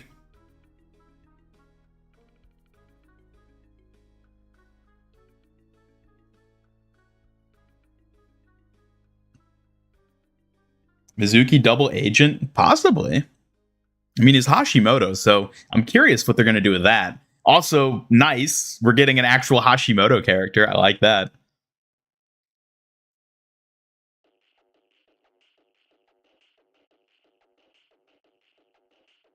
Can you not get both rewards? I don't know. Because they said you can switch sides. But I don't know how the actual rewards being dished out is going to work. I guess we'll have to kind of see.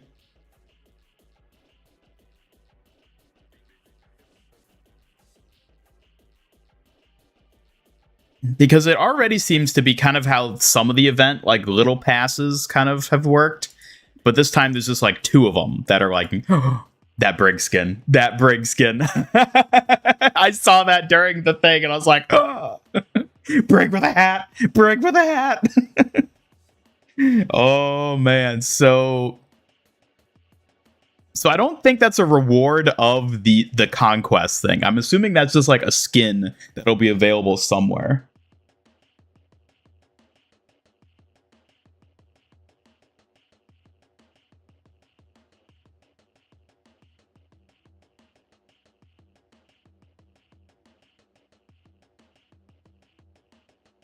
Anrin looks nothing like you expected. Dude, they massively overhauled, like, Anrin, I guess is the pronunciation that they're going with. Anrin? I'm gonna have to get used to calling her that.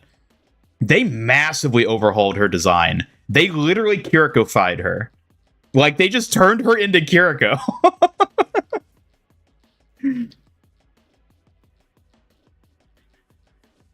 Yeah, wow. Can we 2 times this?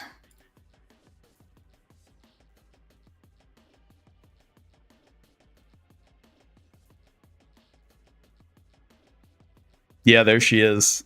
Dude, she just looks... She's a thick-thighed Kiriko. That's all she is. She's thick-thighed Kiriko. Yeah, and a bigger ponytail. I'm not surprised, I should say. I'm not surprised they would do that for her. But, yeah, it is what it is. Not surprising again. I want to wait for when they get to the menus. Oh yeah, look, there's literally Demon in the background. Right there. That is literally Demon. Demon is the hero they're releasing in season 4, was it? They're literally releasing Demon. God damn, they can't even give it to Overlord. They had to go with Demon.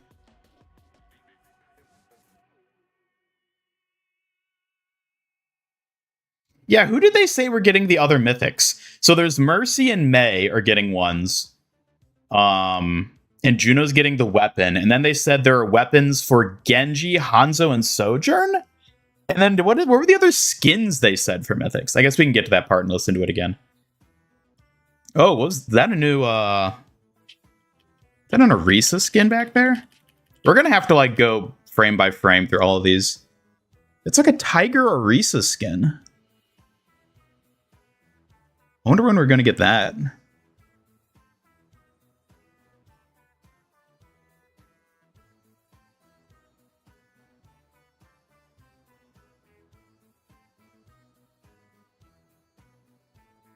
He just fused Kiriko and Juno. Yep.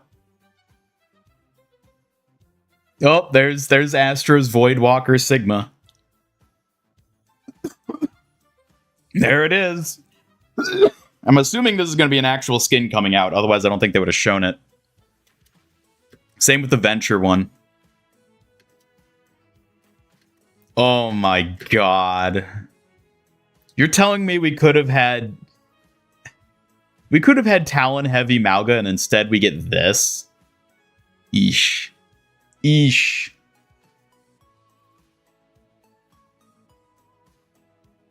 Rip Overlord. Okay, so we're gonna have to see when we get actual gameplay. Okay, so I was curious with that like overhead shot of Jetpack Cat carrying Reinhardt that we see later.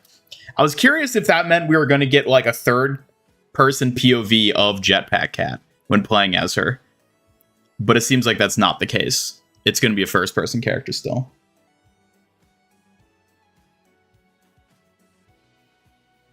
And there's another Rainy skin. I think that's the one. Is that? They showed off a couple. I don't know if that's the same one. We don't need to go through each one individually now. Yeah, okay, so here... What did they say for this? Celestial Guardian. This idea came up and the team was like, dude, we gotta make this. Alongside it, we have Juno's gravity-defying Starshooter Blaster.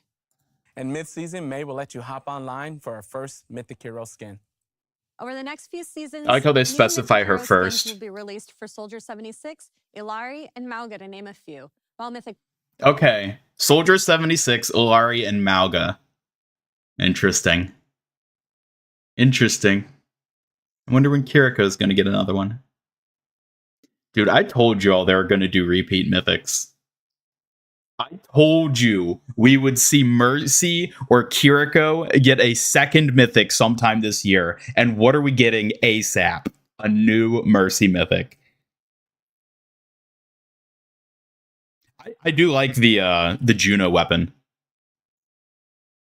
Back it up, back it up. Here. I like that. It's space themed. I like that it's space themed. That's nice. That'll go really well with her Doki Watch skin too. It's got the little UFO on the bottom. Oh, that's great looking. I like that. I'm definitely getting this.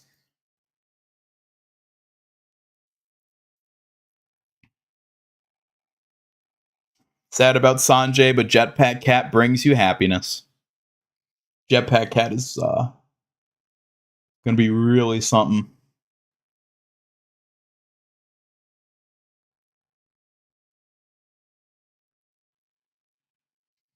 Blizzard is aware of which heroes sell. They most certainly are.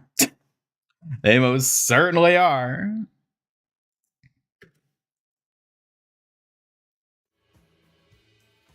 Okay.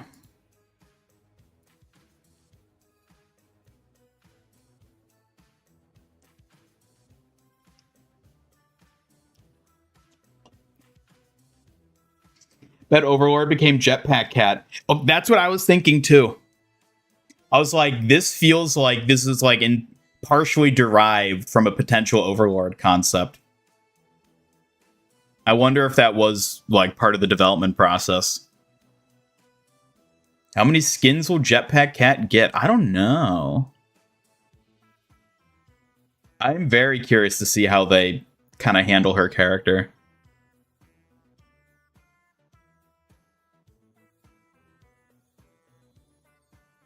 Hope it doesn't mean other heroes are pushed down priority-wise for Mercy, Kiriko, etc. I mean, we're getting 2 mythics a season at this point, plus the weapon. Which I'm betting is because they wanted to start adding in second mythics for a given hero.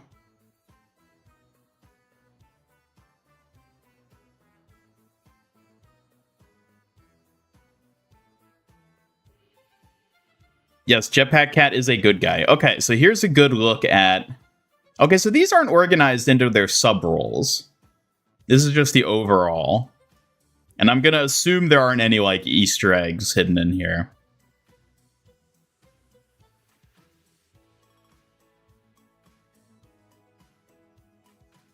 Where? Oh, there's Emre. And then we got Jetpack Cat and Mizuki.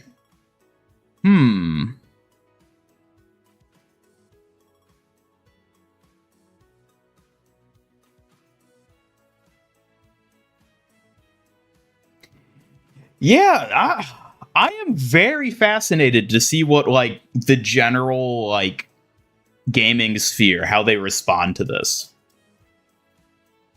Because as an Overwatch player, I think this is exactly what Blizzard needed to do.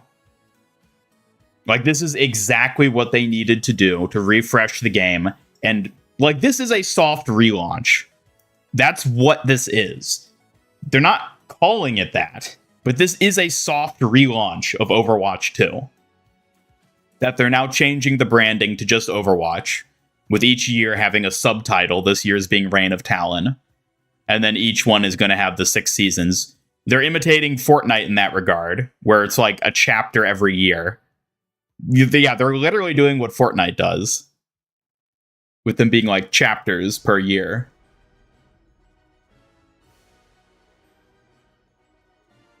Jetpack Cat does heal. She is a support.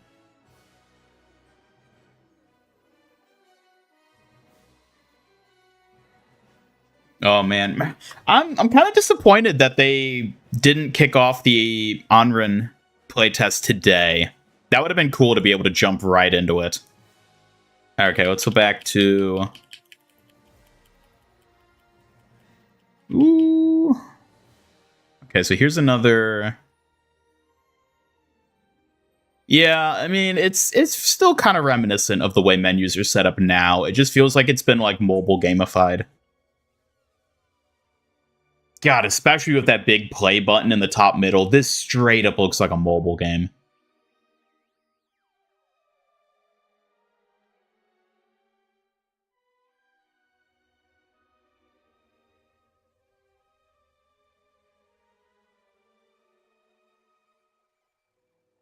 It's like they're hinting at some PvE-based events that tie into the story.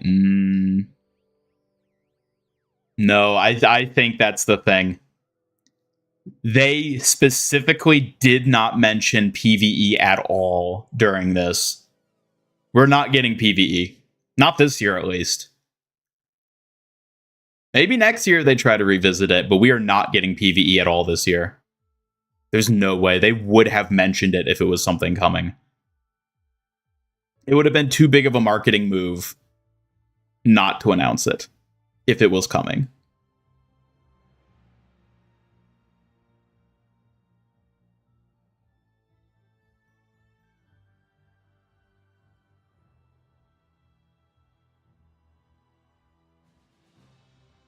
Thought we were going to get some PvE? No, I didn't think we were going to do it. Because they've said recently, in the latter part of 2025, there were multiple dev interviews where they specifically said they were not working on adding PvE back in. I didn't think we were going to get any PvE, and we weren't. Or we aren't going to, won't. Yeah, I see that Broyuak is playing Jetpack Cat on his stream from Blizzard.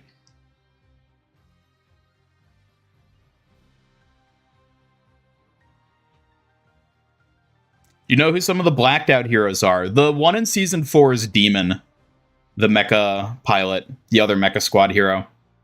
Which means we're going to be getting another mecha squad tank.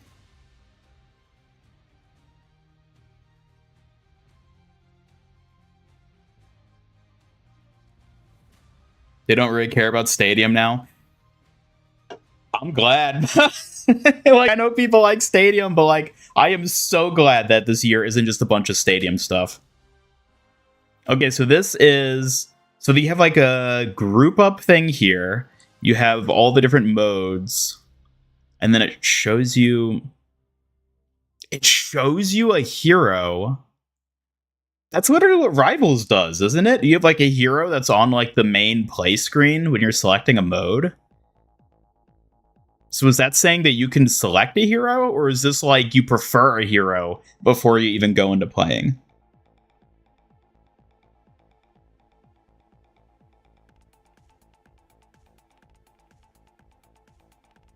No codename for Jetpack Cat. No, I think they're just going to call him Jetpack Cat. Did you see the news? You mean the news that's everywhere? Okay, so is this... This is the home menu right here. This isn't like a sub-menu within it. This is the home menu we're looking at right here.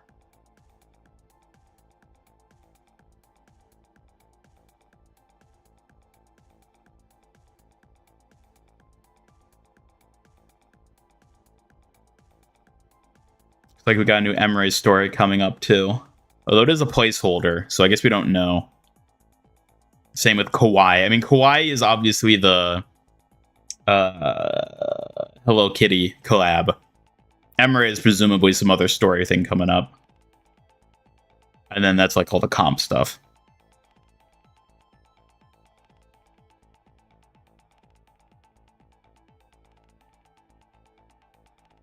It's like a Raid Shadow Legends menu. Dude, this looks so much like a mobile game. I mean, I get it.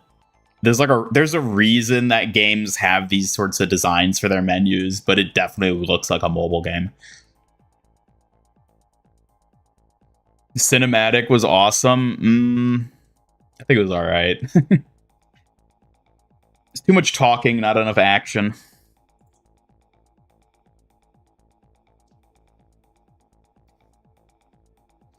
I mean, high key, I wanted Doomfist to win. Like, I knew he wasn't, obviously, because it's all been leaked, but like, I was like, man, how cool would it be if Doomfist just wiped the floor with a vendetta?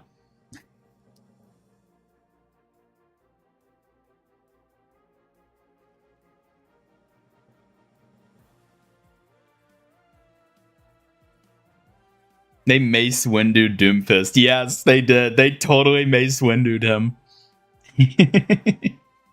Is he dead? He's not dead. There's no way Doomfist is dead.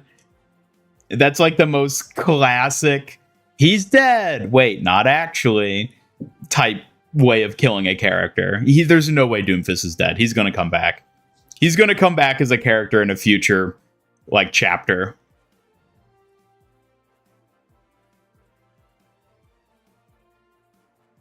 Better than all other recent cinematics. I mean, the animation was much better because they actually went back to that original style. It just felt very simplistic. It felt like it was a very utilitarian short. It served to just show Vendetta dethroning Doomfist. Like, it was made for this spotlight. Like, it's not something you would ever watch out of the context of, like, this spotlight in season. I don't think it's going to really have any, like, rewatch value to it. Which, you know, is fine. Like, they don't need to make every short a masterpiece like Dragons or Last Bastion, but... And, like, yeah, it was better than this other stuff we've gotten recently, but I'd hoped it would have been better.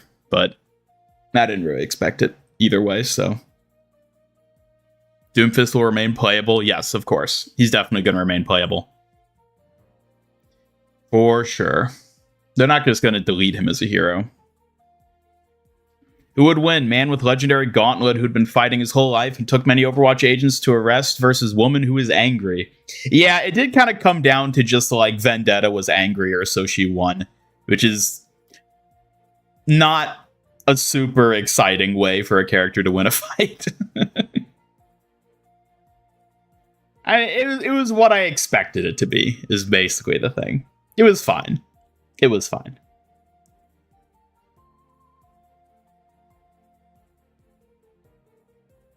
Already removed the 2 in game. Yeah, they've probably updated everything.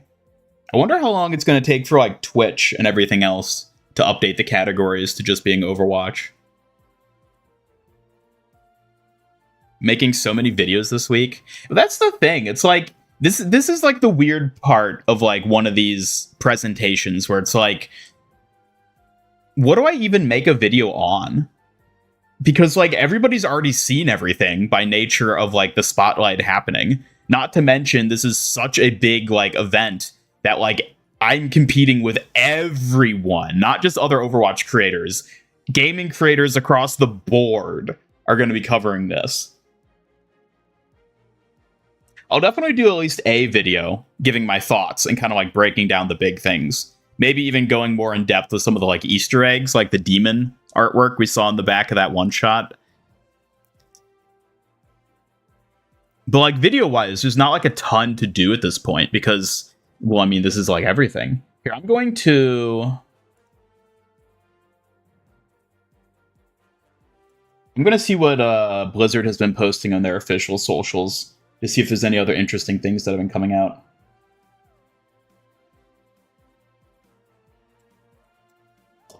What? Shit.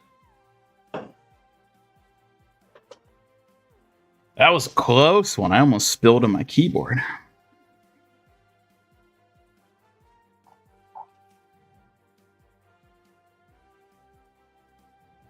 Thank God I always keep these non-suspicious tissues right here at my desk for just such an occasion.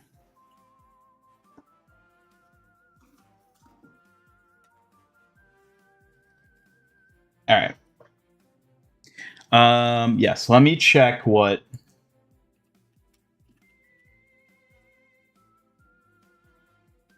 have they been posting here? Oh yeah, so they renamed the socials to just Overwatch. So the Talon is gone now.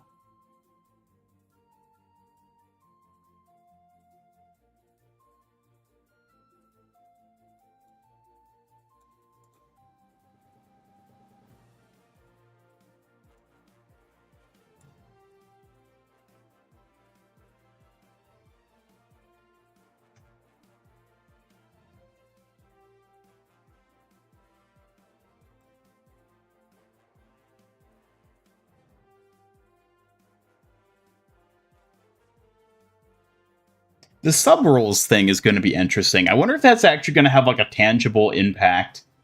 Because they mentioned something about the sub roles with like different passives, didn't they? Let's go back to that part and hear what they said about it again. Where was it? Was it around? Yeah, it was after the heroes. I think it was like here. How they fight. When Season 1 launches, there will no longer just be tanks, damage, and supports. Each role will have new sub roles,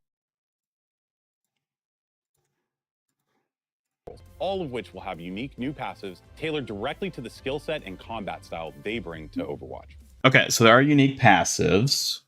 Do they show... Okay, sub-role... Recon. Detect enemies below half health through walls after damaging them. So it's like the Sombra passive. Or similar, at least. Spread amongst Recon, Flanker... Health packs restore more health? Okay. Special... Eliminating an enemy briefly increases your reload speed. And Sharpshooter. Critical hits reduce your movement ability cooldowns. Interesting. Oh my god, that's going to be annoying with Sojourn. Shooter sub-roles. Next, there will be Survivor. Okay, Survivor using a movement ability activates passive health regeneration. Interesting. I wonder if they're going to rework existing hero abilities, like Lifeweaver's little dash, because it just already does that anyways. So I wonder if they're going to remove that as like a part of that ability, just because it's now... Well, is he even a survivor? He's probably a survivor, right? Maybe not. Anyways, medic healing allies with your weapon also heals you. And Tactician. And then Tactician, you can gain excess ultimate charge, which carries over after using your ultimate ability. That's interesting. That's an interesting mechanic.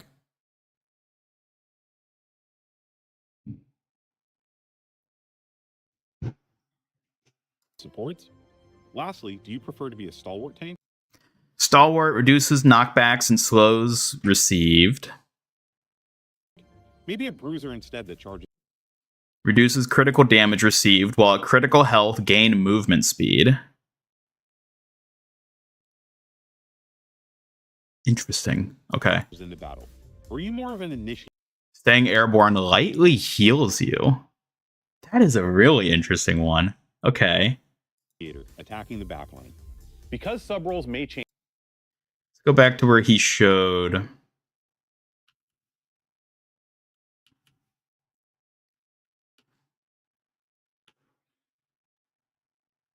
So Kiriko is a medic. Okay. As is Lifeweaver. So Lifeweaver wouldn't have that passive anyways. So never mind what I said earlier. Really? Kiriko's a medic. I feel like she's more of a survivor. That's interesting.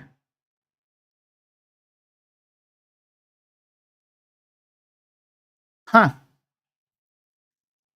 And then let's see the other ones. So...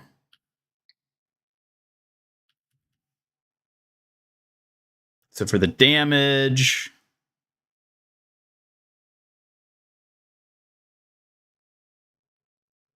Yeah, those all make sense, I would say, for the most... Pharah being a recon... I guess that kind of makes sense. Said multiple hero reworks are on the way. Yeah, I'm assuming a lot of those are going to factor in with these sorts of changes as well. Then Initiator. Ball is going to be an Initiator. Okay, that'll be interesting. And it makes sense. And then Bruisers, and then Junker Queen isn't a Bruiser? That's kind of surprising to me. Wait, Aris is a Bruiser, but Junker Queen and Hazard aren't. Interesting. That is an interesting decision there of classification.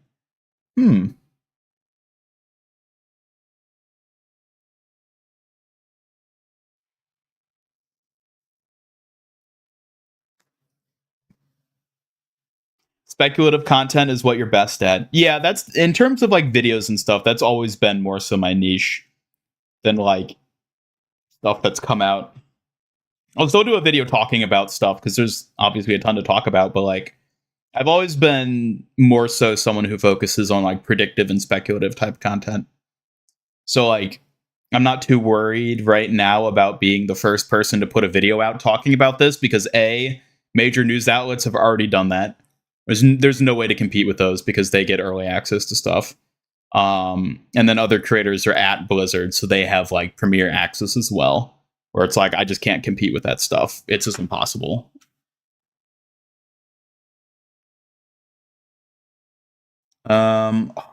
We get to play Onrun tomorrow. I'm excited. I'm so excited to play her.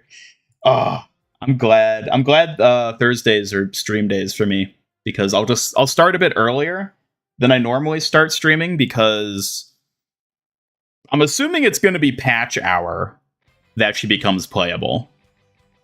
So we'll start a bit earlier and then play her when she comes out.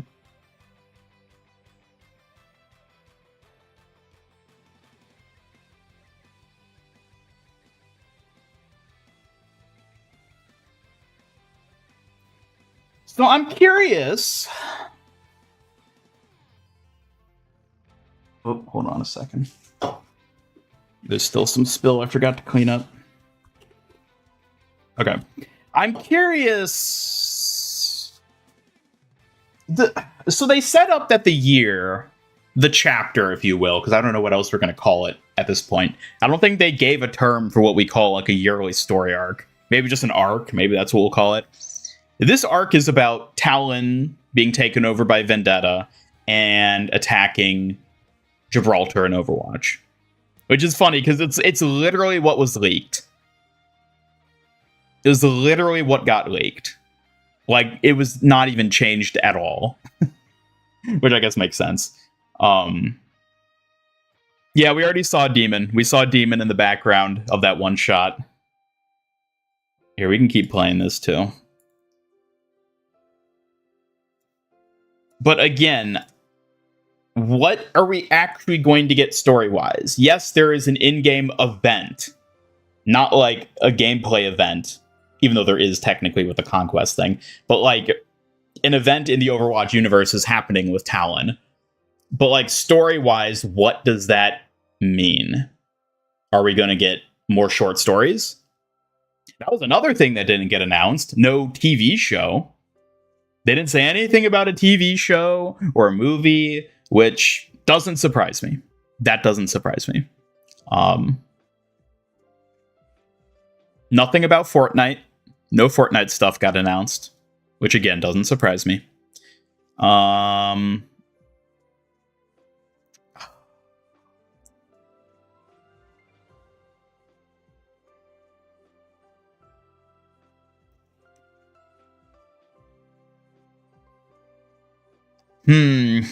I'm curious how they're gonna... Oh, there's Demon right there. There she is. Ta-da. Also, the giant silhouette we see coming in Season 4 is definitely her. Although it looks like they're iterating different design concepts. Because, like, the Demon we have in-game, like the model on Busan, doesn't have those big shoulder spike pauldron things. So that is definitely a modified Demon design. Probably modified to better fit because the existing Demon mech, if they put it in game, would by far be the physically largest hero in the game to like an egregious degree. So this is probably a redesigned version that's going to be smaller. That's interesting. That won't be until Season 4 though. So that's like more than half a year away still.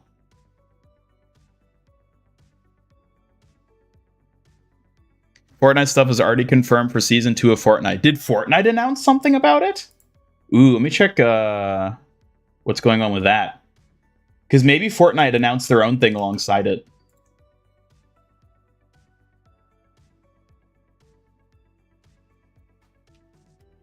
Or at least maybe something got leaked.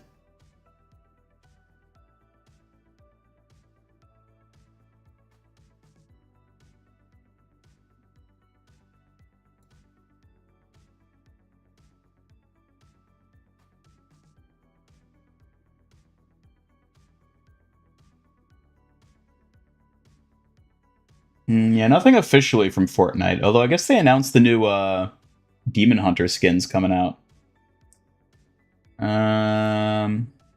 K-pop Demon Hunters, that is. Have the leakers posted anything about this?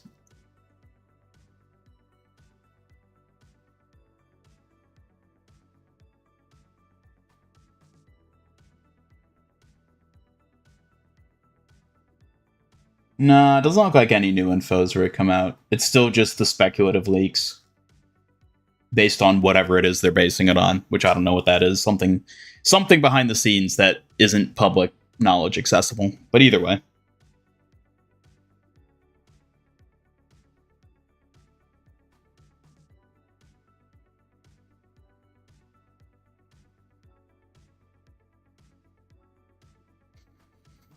Sub-roles are likely tags with new fitting passives rather than playstyles. Yeah, I think it's also done to help break up the roster more and be more organized. Ooh. Who's this? That is a standing Omnic with some sort of... That might be the new Omnic character that they're teasing. That's going to be coming out after Demon at some point. That's probably what that is. I wonder who it is. It kind of looks like Maximilian, but I don't think it's going to be him.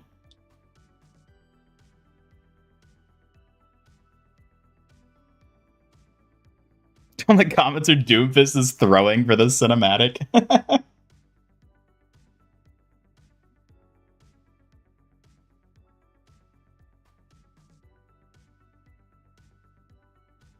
Yeah, they also showed off the Battle Pass skins. Some of those got leaked and are probably officially shown off at this point. I'll take a look at those in a bit. The other thing they didn't talk about is maps. They showed that there are going to be 2 new maps. Didn't they say that? They either said that or showed that somewhere. That there'd be 2 new maps. Where did I see that? It's going to be Tokyo and like another one. No, I think they showed it. It was like at the end because they flashed an image of a map I didn't recognize. I think it was at this part. We'll wait and see if we can catch up to it. See if it happens. OWCS. Yeah.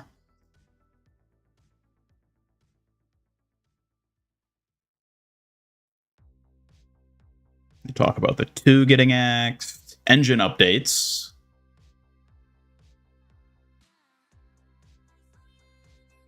It's coming up here in a second.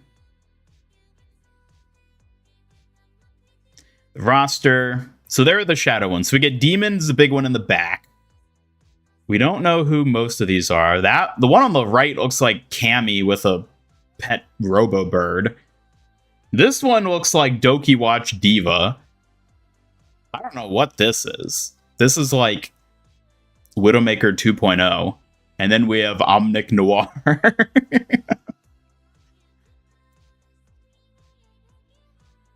So we get the Onrun Hero Trap. She literally just looks like Kiriko. Like, that is just Kiriko with bigger thighs. That's literally what it is. It's just Kiriko with bigger thighs.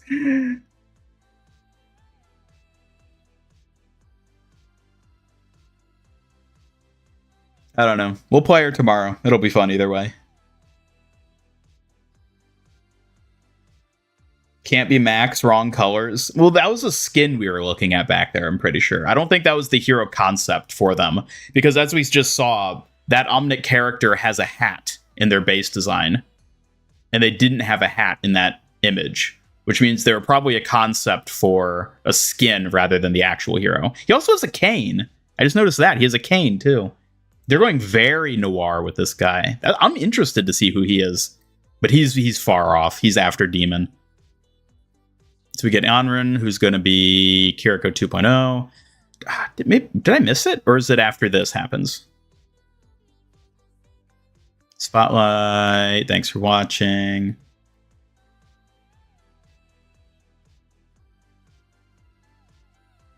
Okay, I did miss it. It is...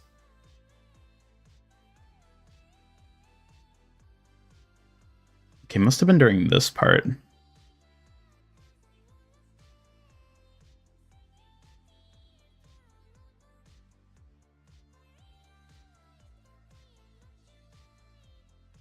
Dude, am I losing it? Where was it that they mentioned the maps? They did mention it.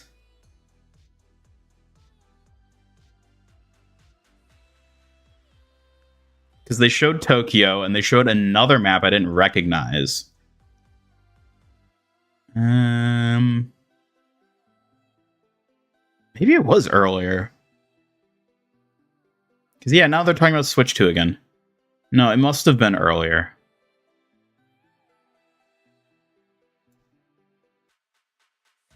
No, because that goes into that. I don't know where it was. I don't remember where I saw that. Saw the map in the beginning. Was it like a thing they showed? I remembered it being toward the end.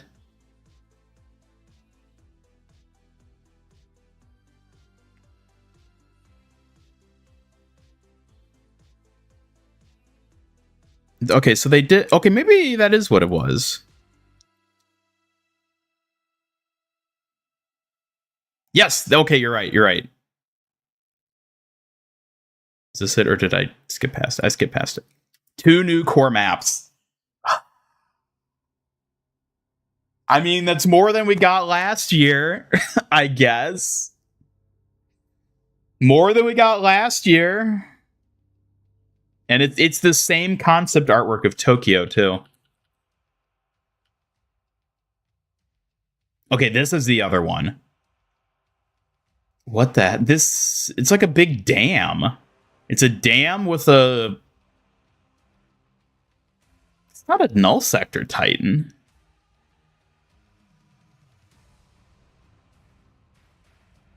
And it's like lava. Where is this? Do we know what this is? That doesn't... I don't know. That looks like more like an Echo type robot. But it's giant. And dead.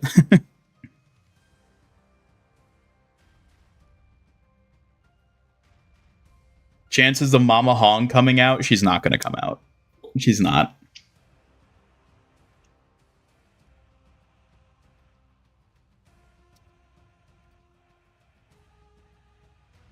Looks like a prison. Ooh, you're right. It could be a prison.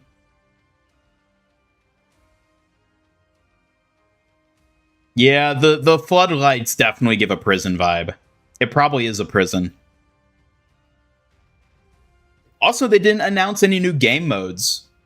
Like Clash or anything. They didn't say anything about new modes coming.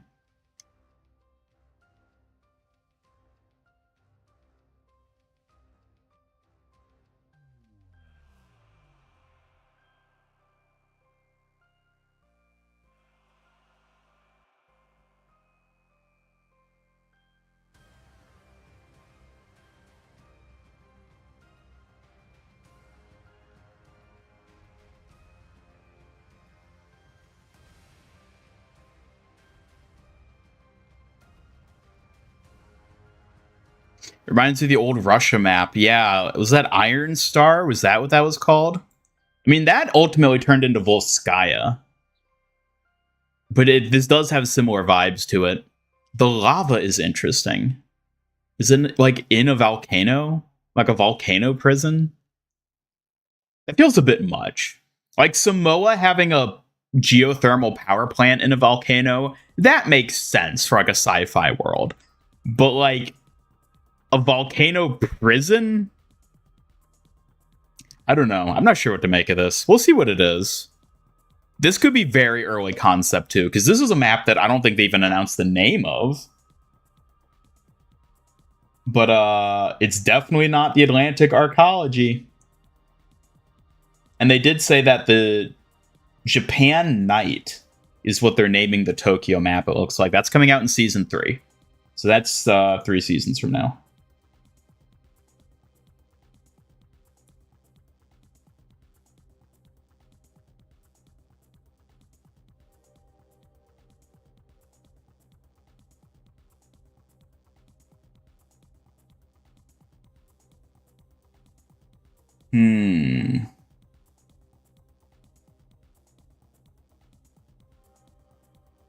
Well, I'm curious, everyone, what you think about the new heroes specifically. Because that seems to be the big thing they're leaning into this year. Which makes sense, because it's the... Heroes are the most exciting thing about Overwatch. So, like, absolutely, I think they're making the right decision to just lean full force into the heroes. I would like to still see maps. I'm disappointed we're only going to be getting 2 maps. But I'm curious what people think about so many heroes being released, and the heroes that are being released specifically. Like a volcanic Alcatraz. Yeah, it seems something like that. I don't know. I mean, we'll see what it is. It looks cool. It just feels kind of weird as like an Overwatch location, but we'll see what it actually ends up being.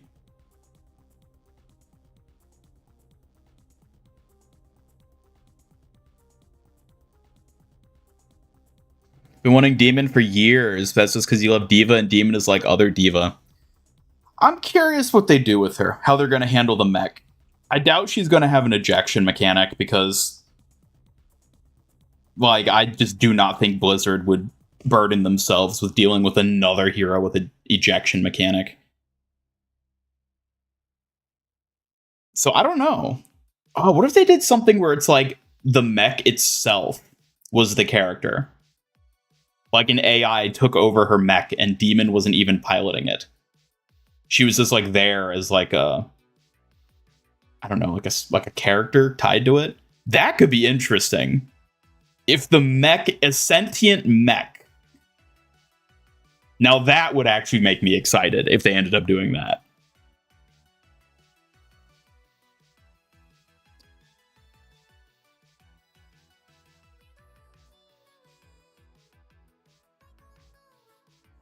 Am I going to look at the skins? I can't look at the skins because I don't have access to the test server.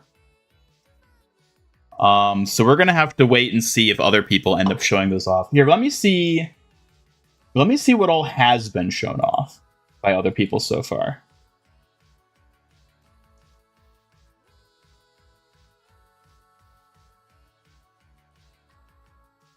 Oh, okay, so they did put out the sheets. Here, okay, let me fetch these. We'll look at these.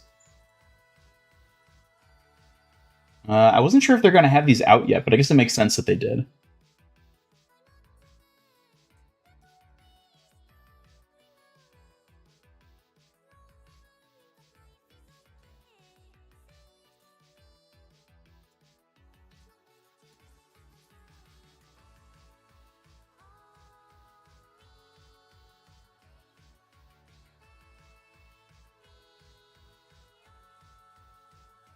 Okay, I'm gonna grab these. Give me 1 second.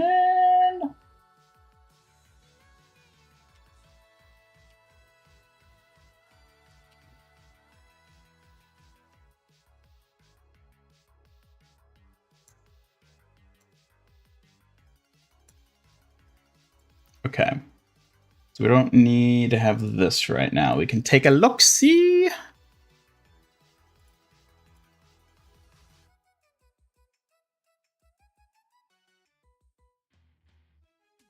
Okay, first up, Battle Pass. First up, Battle Pass. My god, those are ugly. Holy shit. I liked that new Talon logo. I hate these new Talon skins. Good lord, these are ugly. The Overwatch ones look okay. They're still objectively worse than like the old Overwatch skins. Oh my god. Okay. Astro and I have been talking about doing a podcast episode focusing on how Overwatch has been slowly transitioning more so into the fantasy genre versus sci-fi genre. I think this is a shining example of why that is, or how that is happening. Yeah, I don't like any of these. Emray's, I guess, looks kind of cool. Emray's is like the only one where I'm like, okay, that's kind of cool. But like, it's also Emray. We've literally seen no other skins for him so far. Yikes, these are bad. I do not like these.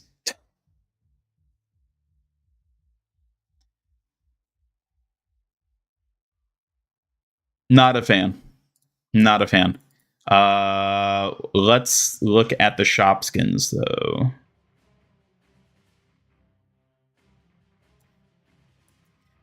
Okay.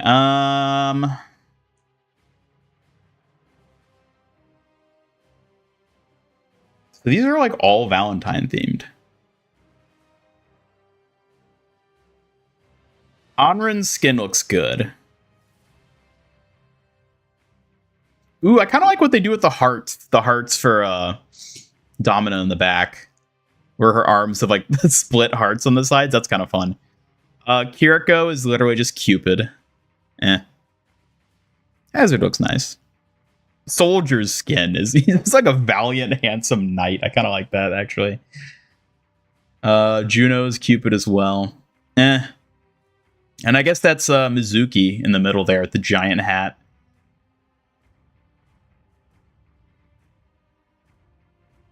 Are there others? They showed off concepts for others.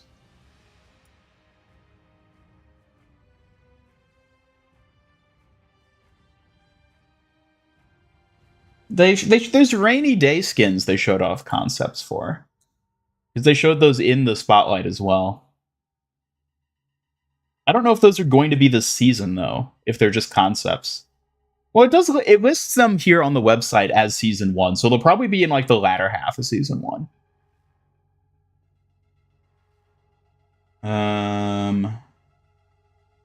We can also look at the Mercy here. Let me bring up the Mercy Mythic.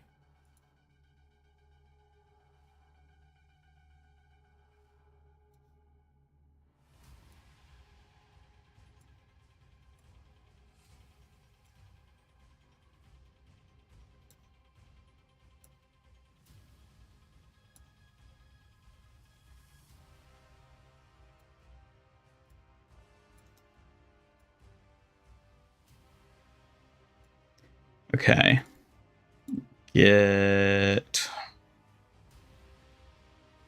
Where did that go? Mercy, where are you hiding your mythic? There it is. Here's a version of it. Obviously, it has different colors and stuff. And showing more of the new like menu UI and everything. So yeah, I mean, it's the exact same, amount of customization as previously. The wings are the only things that are changed, plus the colors.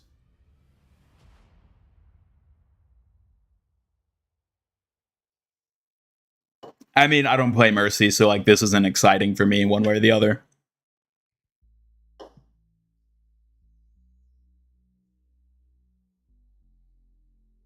Yeah, I don't think I like any of these skins.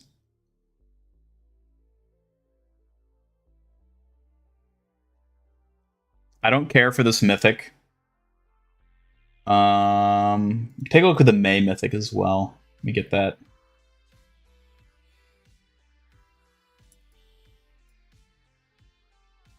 There's also this image. This was part of the leak beforehand, but this is just the Battle Pass skins again. Yeah, I don't like the looks of these.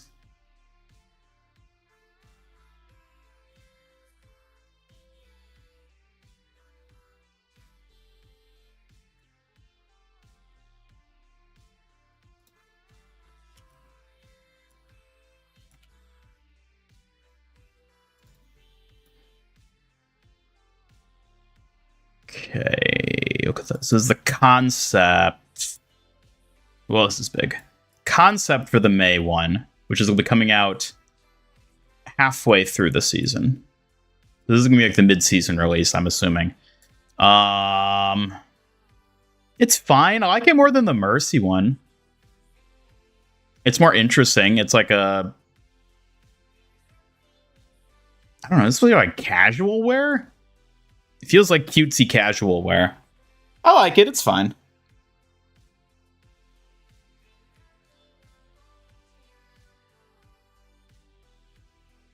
No, the outfits don't feel sci-fi at all. That's a big issue I have with them. They feel so fantasy themed. And like, they don't even look good in that regard. It's like Rave May, maybe. Yeah, the stockings look like they're gonna light up with an effect. This one might actually be neat. Again, I don't play May, so I probably won't get it. But like, this one actually seems kind of nice. I'm eager to see what this actually looks like in game. Let's see, are there any other things worth showing off? There's the Roadhog Rainy Day skin concept. We got the Voidwalker skins for Venture and Sigma we saw. Here, we can look at the Diva one.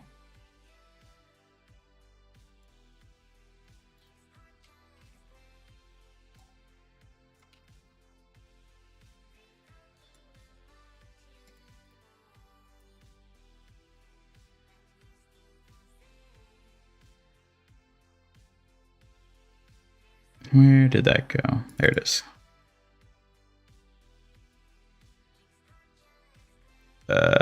What?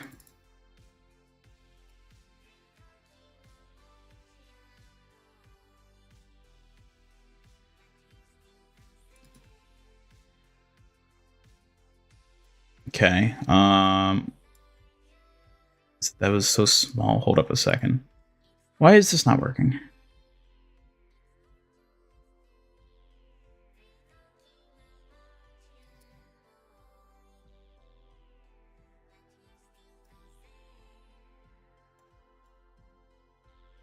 I don't know what is this. This might be a weird format, actually. Is this?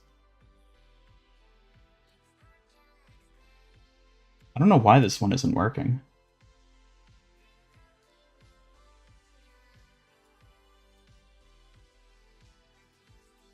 Is there something wrong with the file?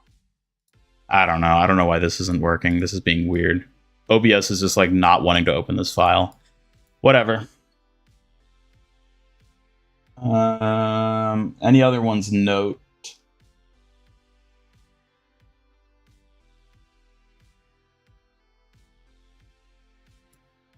Oh, okay, they put out new upcoming maps. Iceland. Okay, so that map we were looking at with the lava is Iceland.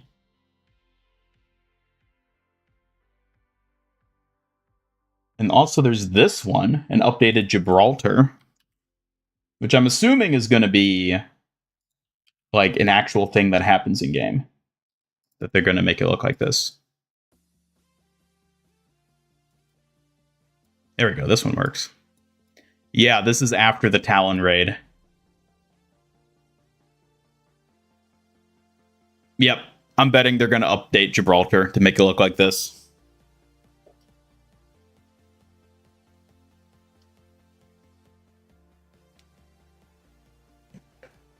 Doomfist does nothing for 9 years and then dies. Yep.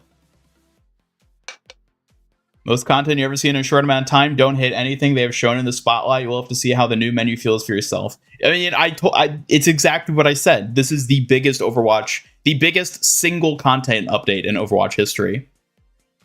Barring possibly the original launch of the game and Overwatch 2. Probably. Well, even then. They're dropping more new heroes next Tuesday than we got with the launch of Overwatch 2. And you know how they were able to pull that off? By scrapping PvE. Fire hazard in the environment? Ooh, maybe. I'm not expecting it, but that would be interesting if they added that. Showed it in the gameplay. Gibraltar's destroyed. Okay. Man, they're finally back to destroying maps. Thank God.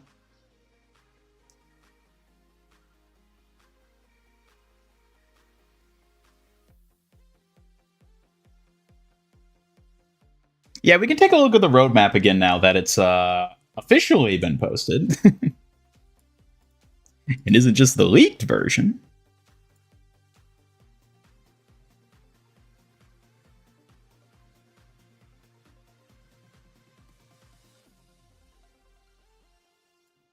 Is this the right one?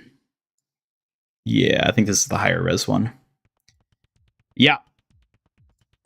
So there we go. This is what we have to look forward to. So it is going to extend to being 6 seasons. So they're actually going to put out a new hero every 2 months. This is, oh man, I am fascinated to see how well they execute this.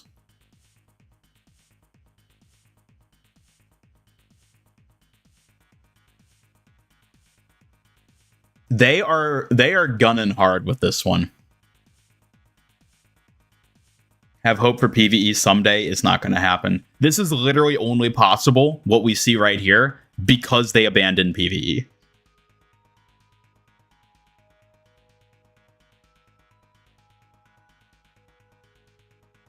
Tested some Emre weapon techs with Cassidy's perk. We did, didn't we?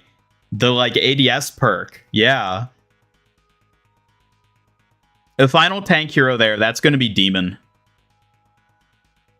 I kind of hope it's not just Demon, though. I hope it's her mech has been hacked by an AI, but yeah. It's probably just going to be Demon. I mean, they turned Onrin into Kiriko. Of course, it's just going to be Demon. Getting 2 Omnics. One of them looks like a Null Sector Stalker. Did they show off another image of one of the silhouettes?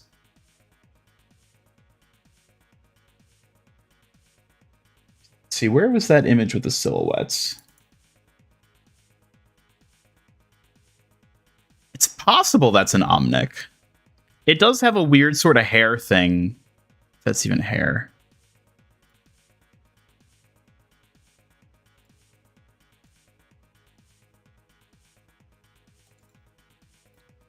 Oh, this one is big.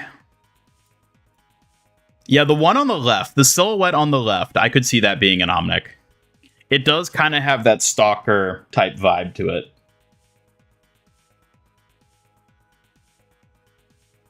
It's hard to tell, though. They're very thin at the waist. But then again, this is Overwatch. The legs do look robotic, but it's not impossible that they just have prosthetic legs. The hair thing behind, yeah. You know, I wouldn't be surprised if this is a repurposed stalker concept that they made into a hero. Just like how Kiriko was a repurposed PvE enemy initially. Yeah, that could be an Omnic. I wouldn't be surprised. And then we get the cool noir Omnic guy on the right.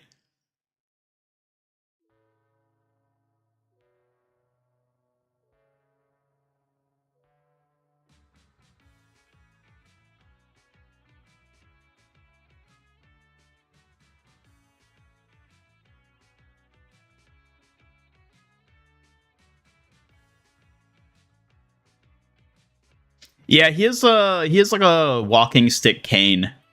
He's very like noir themed, I'm willing to bet. Which, you know, is curious because I wonder what his like kit and abilities are going to be then, based on that. Like, what kind of play style is that hero going to have? I don't know. I mean, we'll see. He's a ways off too, though. He's after Demon as well. The Omnics are far off, sadly. Yeah, I'm willing to bet the walking stick is part of his weapon. He probably does something fancy with it.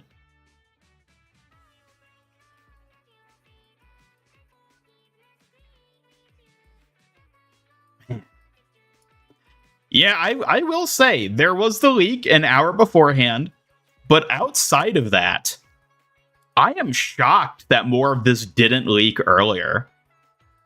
kudos to Blizzard on like actually keeping all this under wraps, save for the story leak, which happened late last year with Vendetta, and then what happened like an hour before the showcase. I mean, this is a lot of stuff that they were able to successfully keep under wraps for a long time, because they must have been working on a lot of these heroes for a very long time. Kudos to Blizzard. They did a great job with keeping this under wraps.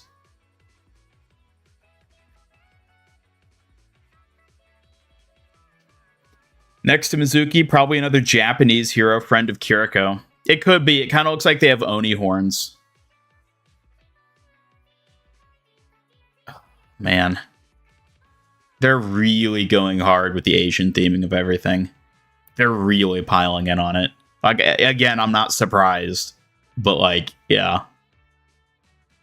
Domino looks so cool. Yeah, I'm liking her more. The more I see her, the more I'm like, she seems kind of cool. I'm excited to play her. Her kit looks interesting.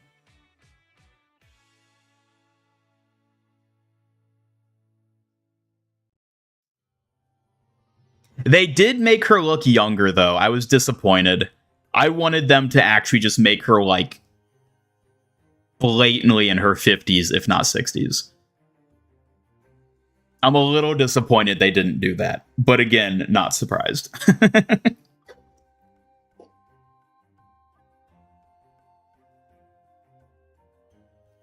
Oni Horn doing literally the diva pose? Yeah, that's what I said. It looks like Doki Watch Diva. And she even has a pistol just like Diva. I don't know. I mean, we'll see what it ends up being, but...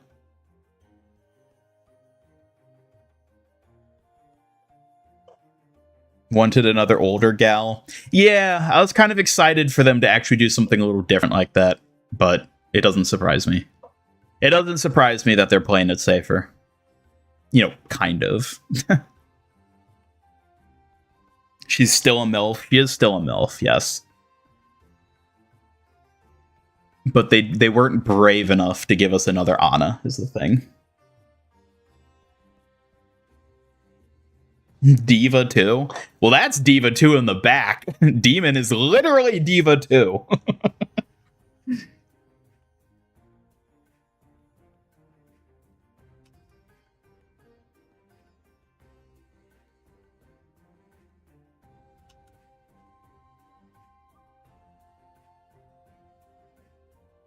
$2026, 60 is the new 30.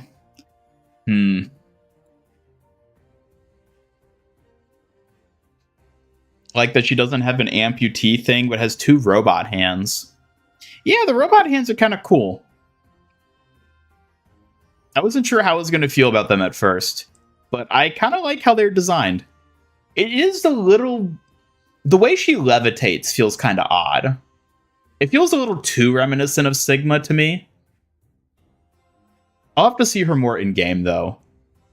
But her like, I guess it makes sense that someone like her wouldn't be walking. She would just be levitating everywhere. But, like, the levitation feels a little too much like it treads on, like, what Sigma's style is. A little too much for my liking. But, yeah, it's fine.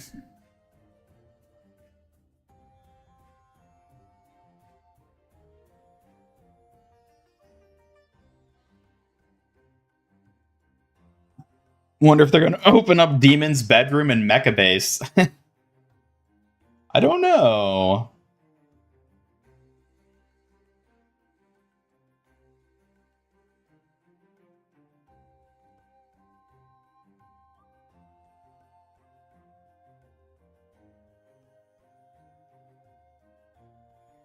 She is a poke tank like him as well. Yep.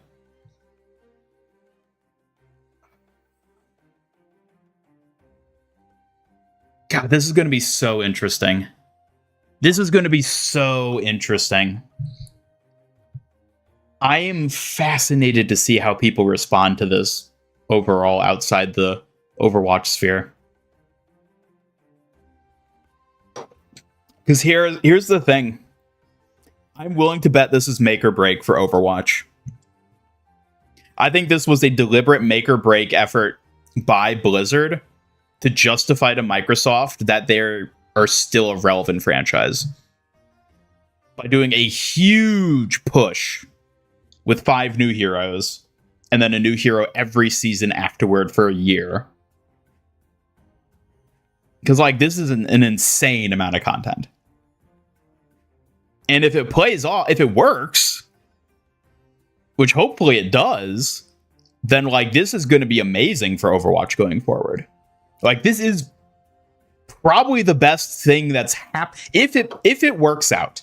If it works out how they're hoping it will and how I hope it will, this is probably the best thing to happen to Overwatch since it launched. From, like, an overall, like, gaming sphere perspective.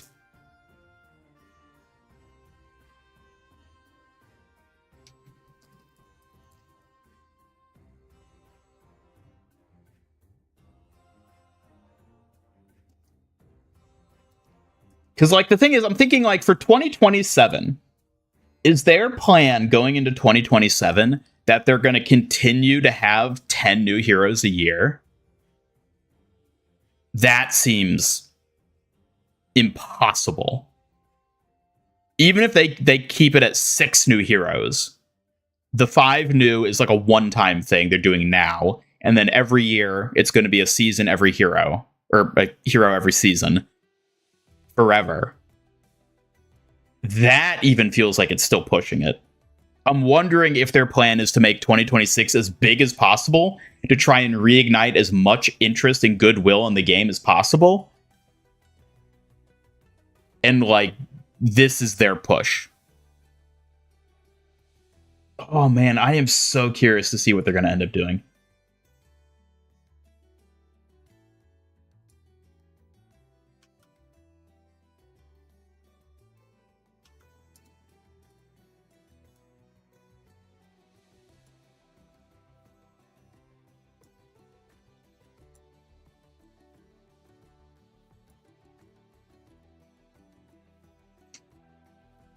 Fat Dabs, I see what you posted, Miko from Battleborn. I guess I kind of see the similarity. I feel like that character has more similarity to Mizuki with the whole, like, hat thing. Being, like, the mushroom cap.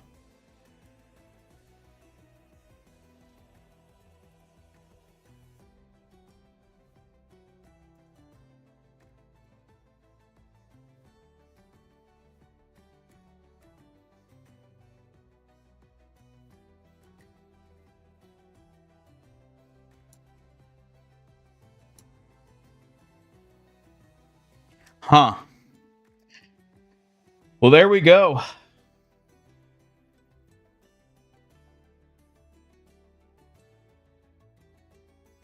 Hero every season to keep the game alive. But is it feasible is the thing. Is a hero every season feasible? That's what I'm not confident of yet.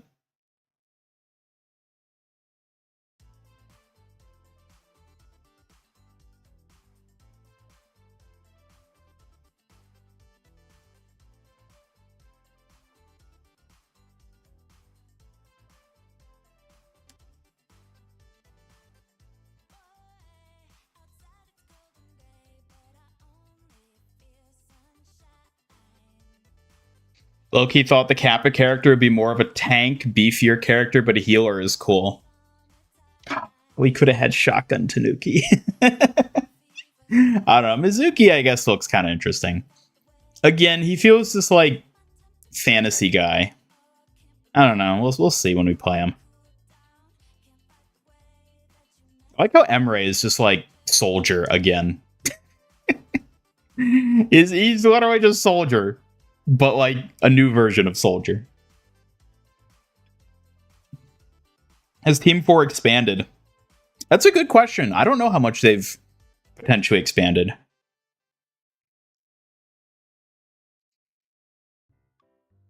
Suki missed the entire thing. Oh, well.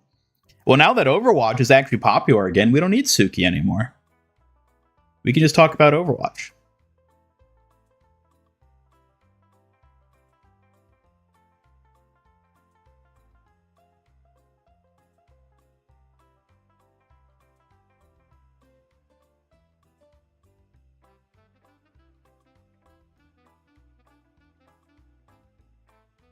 Hello, Wordy. He's the Bucky of Soldier Captain America. Yeah, definitely. New Fire Hero becomes Azula, or even May in Avatar collab. With this design, I still think Ash would make a better Azula than Anrin. Like, she definitely could be Azula, of course. Oh my god, you know what? I could see Anrin being Ty Lee, which is ironic because Ty Lee isn't a firebender. But, like, given her personality that we've seen from in-game specifically, because again, in-game Anrin, as they've revealed her today, feels extremely different from what we've seen of her leading up to this. But she has the long ponytail, she feels very acrobatic, she's thin, she's sexualized. I could totally see her being Ty Lee. I think she would fit Ty Lee better than Azula, ironically. Yeah, I think Ash makes too good of an Azula not for it to be her if they do another collab and add an Azula skin. The fire is very... I don't know, maybe we just have to see more of her personality. Maybe I'll change my mind on that once I've like heard enough interactions from her in game.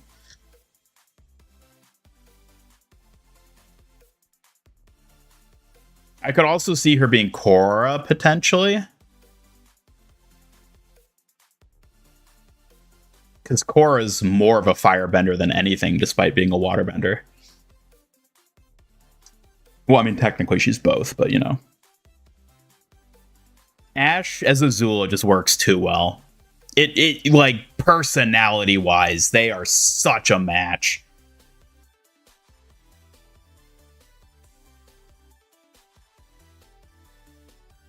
I am surprised how much they changed her. I assumed her in-game model wouldn't be literally what we've seen of her previously. Also, even the stuff we'd seen of Anrin previously wasn't consistent. Like, the way she looked in Wooyoung's short versus how she's depicted in the comics, totally different character design. Totally different. And then this is an even different design. Like, they have multiple designs, and this is the one that we're actually getting. I like it. I like it well enough. I like that they incorporated the orange into her palette. I think that looks really good with the fire theme. I don't know how I feel about the big, like, cloak pieces. I think it's supposed to give her, like, a Phoenix vibe. Because she has, like, a multi-ultimate where she can self-resurrect with fire. Very Phoenix coded. And I feel like they probably designed her to reflect that like sort of Phoenix motif of resurrecting with fire. Born of the ashes.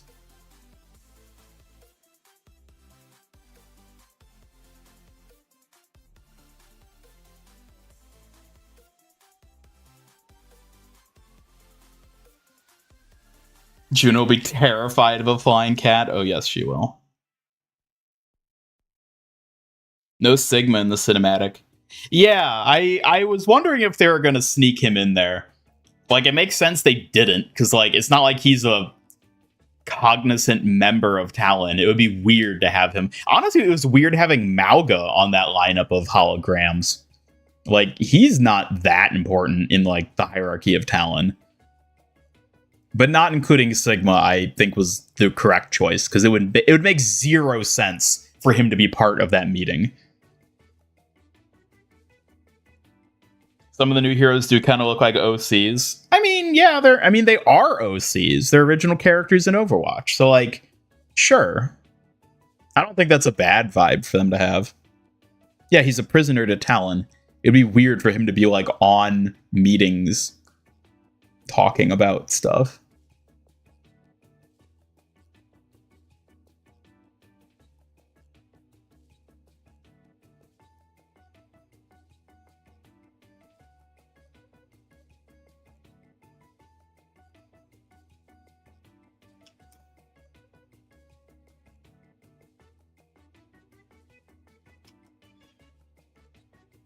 Can't believe they dropped the 2 and didn't rename it 3.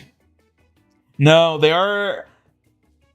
it seems like they're going not even quite what I was expecting them to. I thought they were going to tack on another name modifier, which they kind of did, but not really. It's kind of like the way Fortnite has the chapters now, where it's like Fortnite chapter 5, 6, 7. Overwatch is now going to be Overwatch, Reign of Talon, Overwatch, whatever arc happens next year. And then there's like a sub-season thing beneath it. Very Fortnite-esque. Which honestly, I think is probably the best way to do it.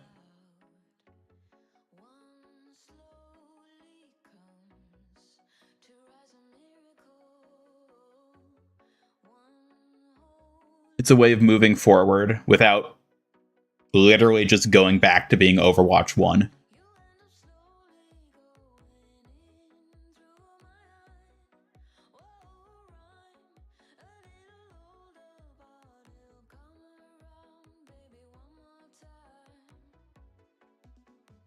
Honestly, I like this lineup of characters.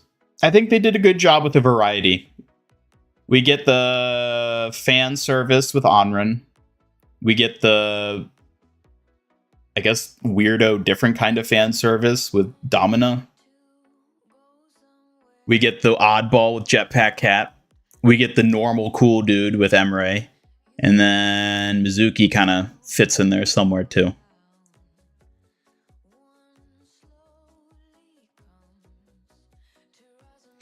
There's so many Overwatch heroes at this point. That's the other thing. It's like,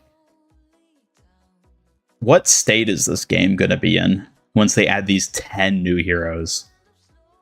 How many heroes are there currently? There's like 40 something. It's like 45 around that. So this is an almost 25% increase in the number of heroes in the game in a single year.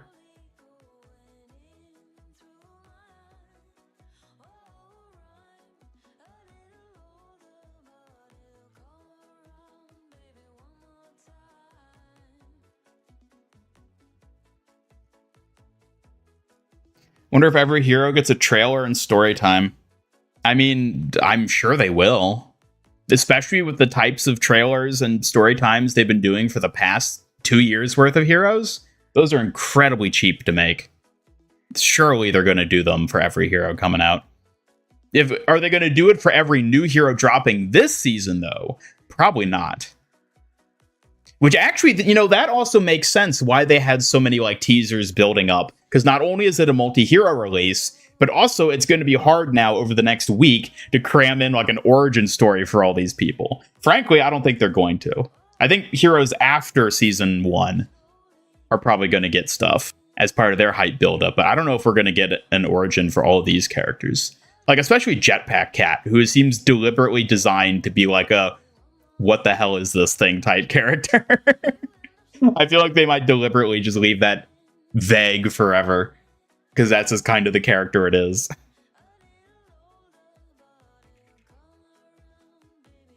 Cinematic quality felt off, not complaining. Yeah, I know what you mean. The animation felt a little different. Like obviously it was the more detailed version like the original cinematics used to be. But it did feel like there's like a layer of polish that wasn't quite there to make it comparable to the old ones. But even still, like, it's better than the other cinematics we've been getting. So, like, at least there's that. Onrun Bikiriko level of skins, 100%. 100%. You don't design a hero that looks like that without banking on selling skins for them.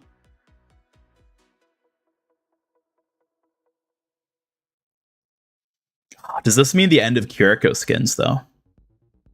It'd be tragic if that was the case.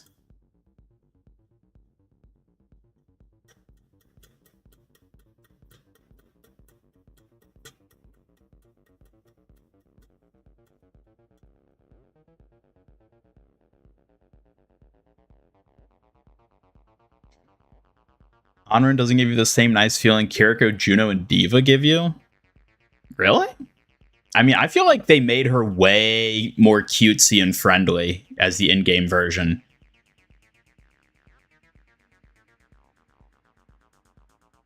It's like the Junker Queen effect. It's like the Kiriko effect. It's like they show them in like a story context, and they're just fundamentally a different character compared to what they actually end up being in game. Ninja guy really looks like he's from Battleborn.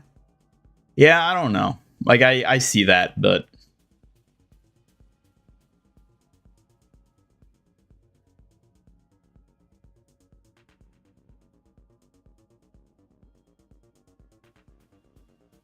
yeah, so loud when Jetpack Cat came out is incredible.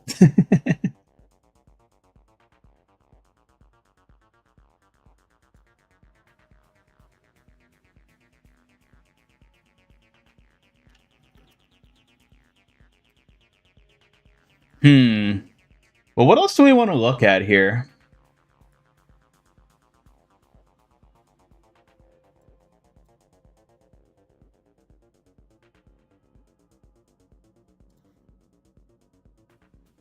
I'm sifting through the other news stuff that's come out to see if there's any other notable things that I should bring up to address.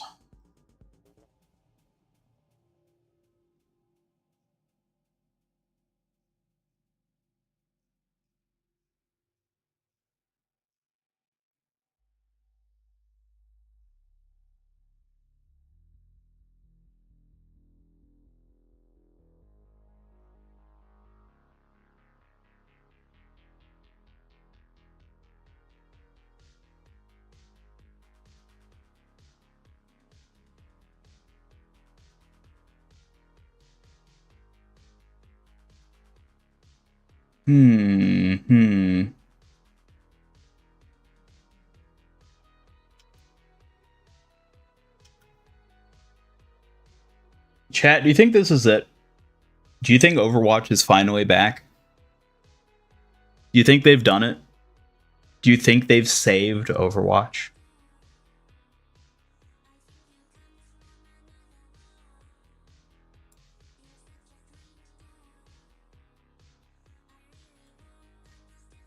I guess we can look at the kits for all the heroes. They have posted all those now, I think. Let's see. Maybe not all of them. They have Domina's, Emre's, and Mizuki's. I don't think they posted Onruns or Jetpack Cats, though, for some reason.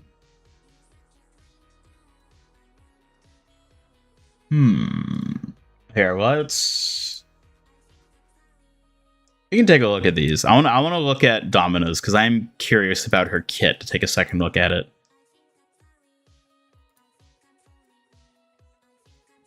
Alright, so we get Domina. Photon Magnum. That's a cool name for it. Medium range beam that culminates in a high impact shot. Abilities barrier array. Construct a segmented barrier. I like the design of her barrier. I think that's going to be really interesting.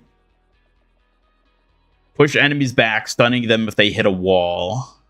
Crystal charge. Project an explosion crystal and reactivate to detonate it. So she is literally utilizing Lucio's technology with the sonic repulsors. That's funny. Then passives, reconstruction, dealing damage with abilities, restores shields. Okay. It's so it's similar to like Doomfist and Venture's passives. Although hers restores shields versus adding shields. And she's a stalwart, so reduces knockback and slows. And then perks, efficient design. After using barrier array, restore 50 shields and activate passive health regen.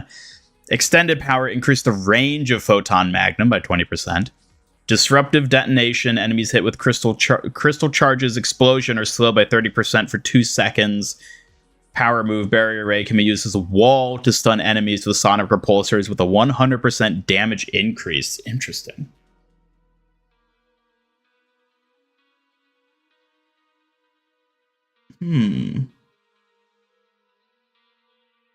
She sounds fun to play. I'm excited to play her. And then the ultimate, fire a hard light barrier that imprisons enemies and detonates on expiration.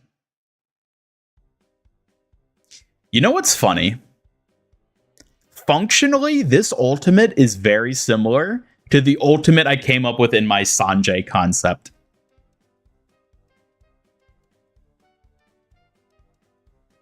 Because I think from what they showed, from the gameplay they showed of her, I think the ultimate prevents you from shooting because your shots are trapped inside the barrier with you.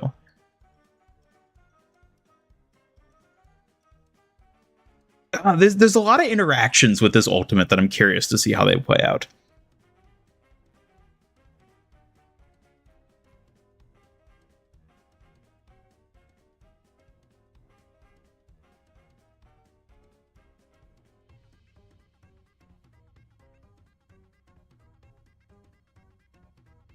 Season 3's skin got them horns.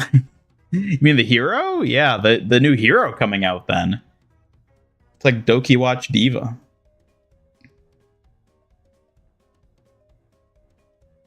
Did they ever state why Talon saved Sigma? I think it was to utilize him as a weapon.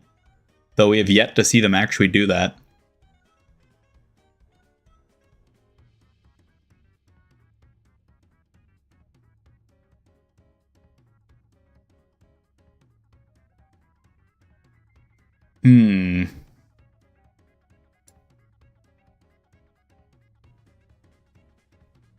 Okay, here, give me 1 second to adjust something.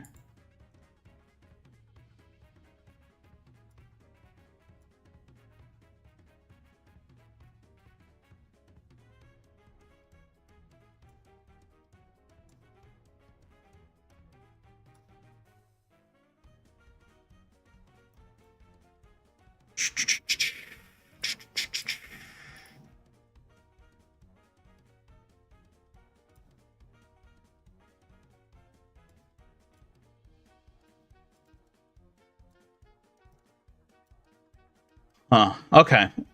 I'm trying to think what we should do now. Chat, what do you all think? Because, like, we can keep looking through all the posts we've done here, or I could end the stream and do a video. God, there's so much to cover, though. I might just do, like, a recap video, basically. That's just, like, a concise overview of, like, all the major stuff. And then giving my thoughts. Because, again, it's like... covering this type of stuff is so difficult because there's so much to cover. Like, in terms of making videos. And also, I'm competing with, like, every other gaming news outlet that's probably already posted their articles and videos and stuff at this point, so. Play a little Overwatch? Nah, I don't think I'm going to do that today. There's too many other important things to get done one way or the other. We'll be playing tomorrow when Anrin's here. Because her trial starts tomorrow, so I'll definitely be playing that.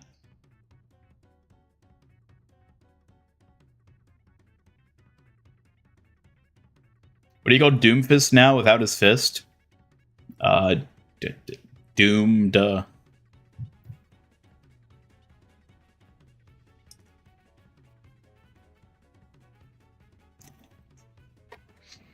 This many heroes being introduced will be a lot easier for other heroes to be overshadowed, like Ram and Bap. They'll need to up the skin distribution to keep up with new and old heroes.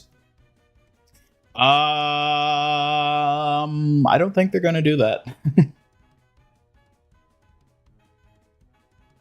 It feels like they're very much doing what League of Legends has historically done, where they just pump out insane numbers of heroes, and then, like, most of those heroes just never get anything.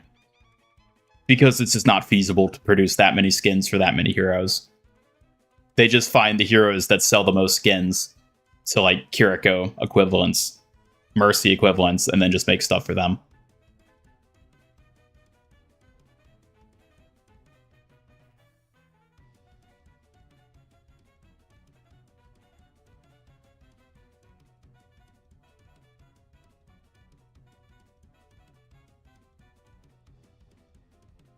Doom shoulder, yeah, there you go.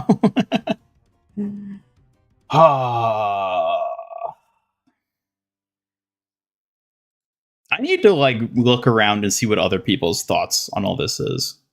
Oh, we can look at the...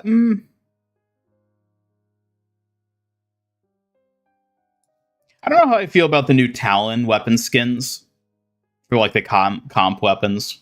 I think they look fine. They're not as good as the Galactic because they're not as like universally applicable. They're just kind of red, which I think is fine. I think they're better than the Jade weapons, but eh.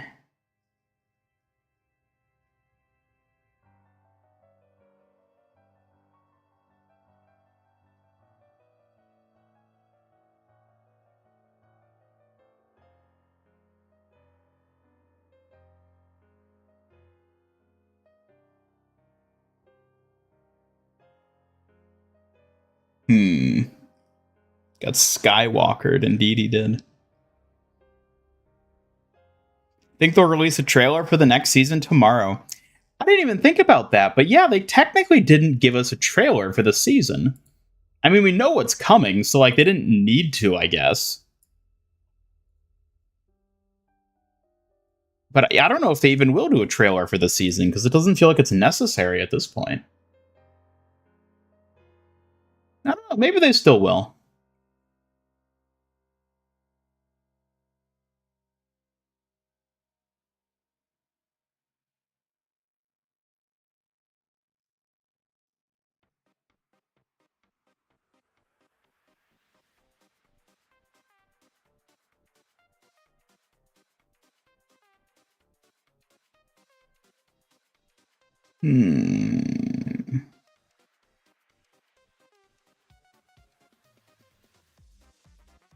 Well, any other thoughts? Chat.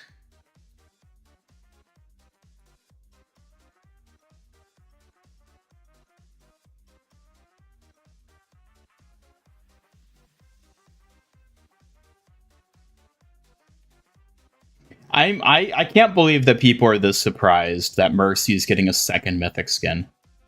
Like, come on, how did you think that wasn't going to happen?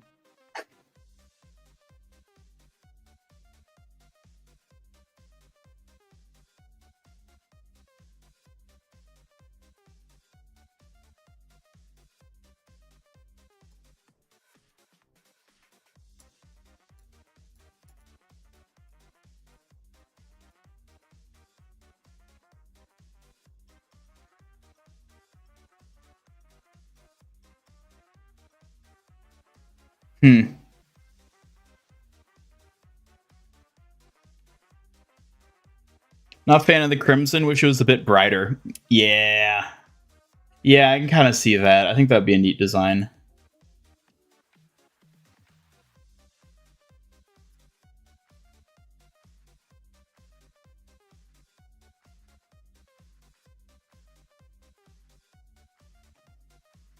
Mercy, the linchpin of Overwatch.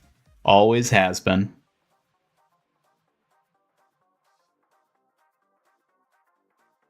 Think we'll get another hiatus for cinematics, or do you think we'll get one near the end of the year? I'm not sure how they're going to handle cinematics. I certainly am not expecting us to get a lot of like major cinematics like the one we just got today. I think those are still going to be very few and far between. But I think we're going to get possibly more like hero origin introduction type cinematics throughout the year. I mean, certainly if they just do one for every new hero that comes out going forward, we're going to get a ton. But like, they might even do stuff beyond that. We'll have to see.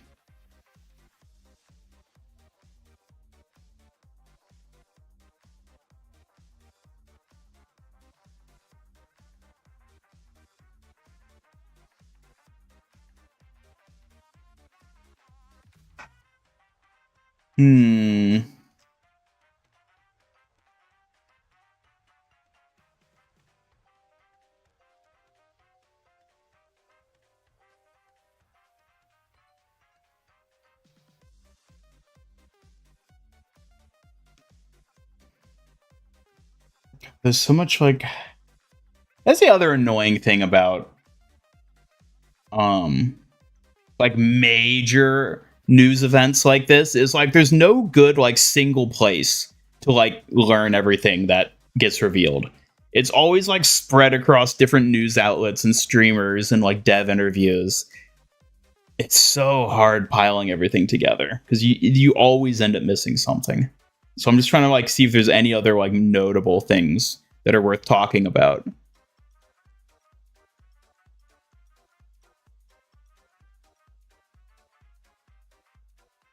Need $300 for all the skins next season? Well, if Blizzard gives me codes, you can have them, because I don't care about any of those skins. I think they all look bad.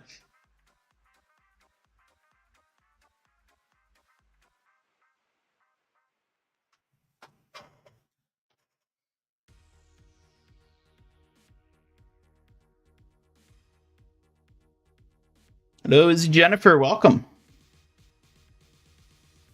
That sad no one's thirsting over Emre and his cakes. Oh yeah, he totally has an ass. When they had that like spin shot of him during the thing, he got the cake.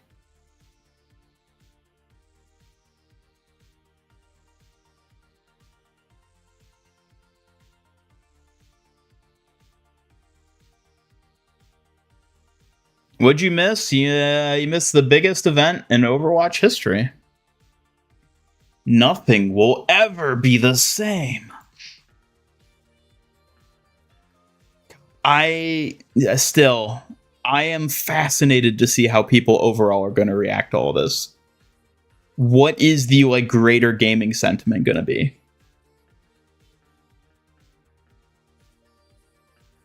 See, that's why I say this is like make or break. Because if this doesn't revive Overwatch's image in the cultural zeitgeist, nothing will.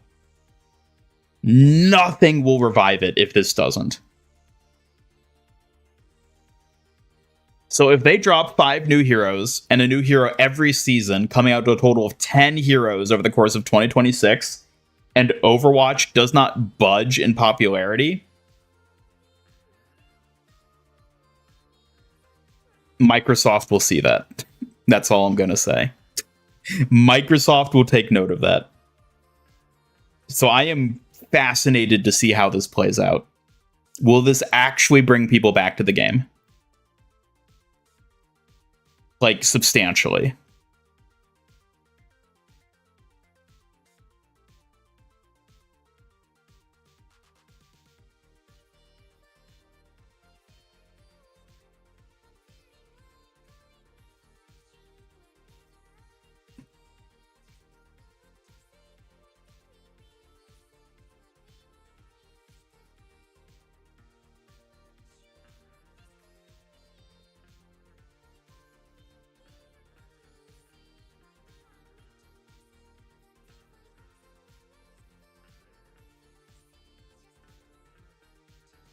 Yeah, I'm just watching some of the like gameplay clips they've put out, and I wish I had a better way to just like show this off as I'm scrolling it. But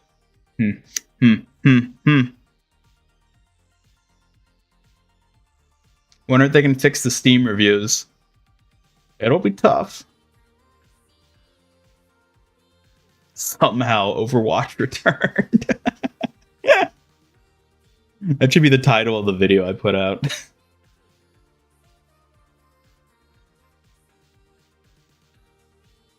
Do you think they packed this much content because the 10th anniversary, or mostly because of the competition with rivals? Both. I think it's both.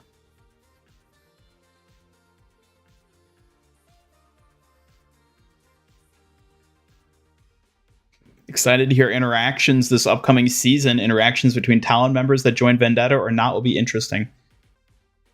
Yeah, I am fascinated to see what all they do. And to see how this plays out.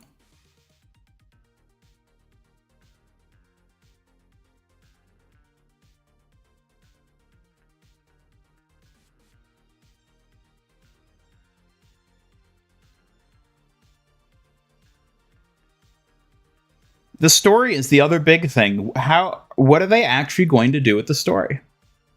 Are they actually going to make the story interesting?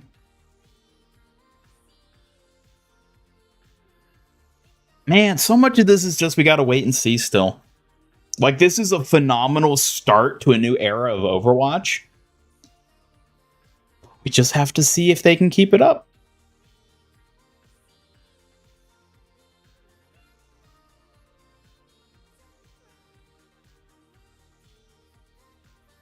We just have to see if they can keep it up.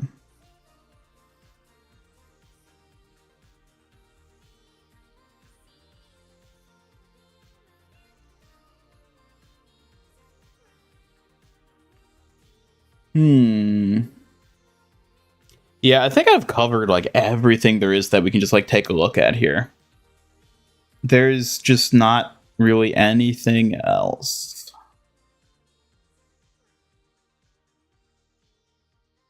Yeah, Onrin totally has a Phoenix motif going.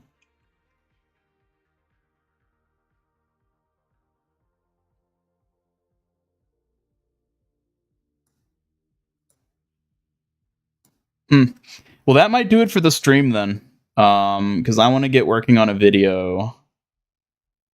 And I think probably all like the actual tangible stuff is probably like there might be like other bits of info revealed during like the content creator interviews with the people who are at Blizzard. I'm sure little tidbits will come out of that. But that'll have to be covered later because that'll be too hard to like keep tabs on all of it in the moment. Unless any of you all have something that you feel like is worth noting before we sign off.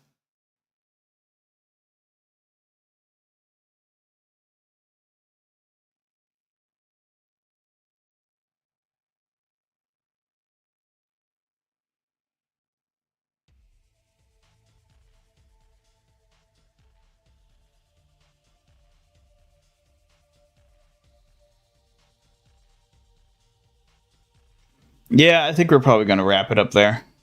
All right. Thank you all for tuning in. Thank you all for tuning in here today. Stay posted for at least one video, probably talking about everything. If you want to hear like a summarized recap of everything and my thoughts on it, stay posted for that video coming out, hopefully before the end of the day. And otherwise, we got some big things coming. I will be back live tomorrow, a bit earlier than normal, because we're going to be playing Onrin as soon as she drops. So, y'all better be there. Be there or be burr.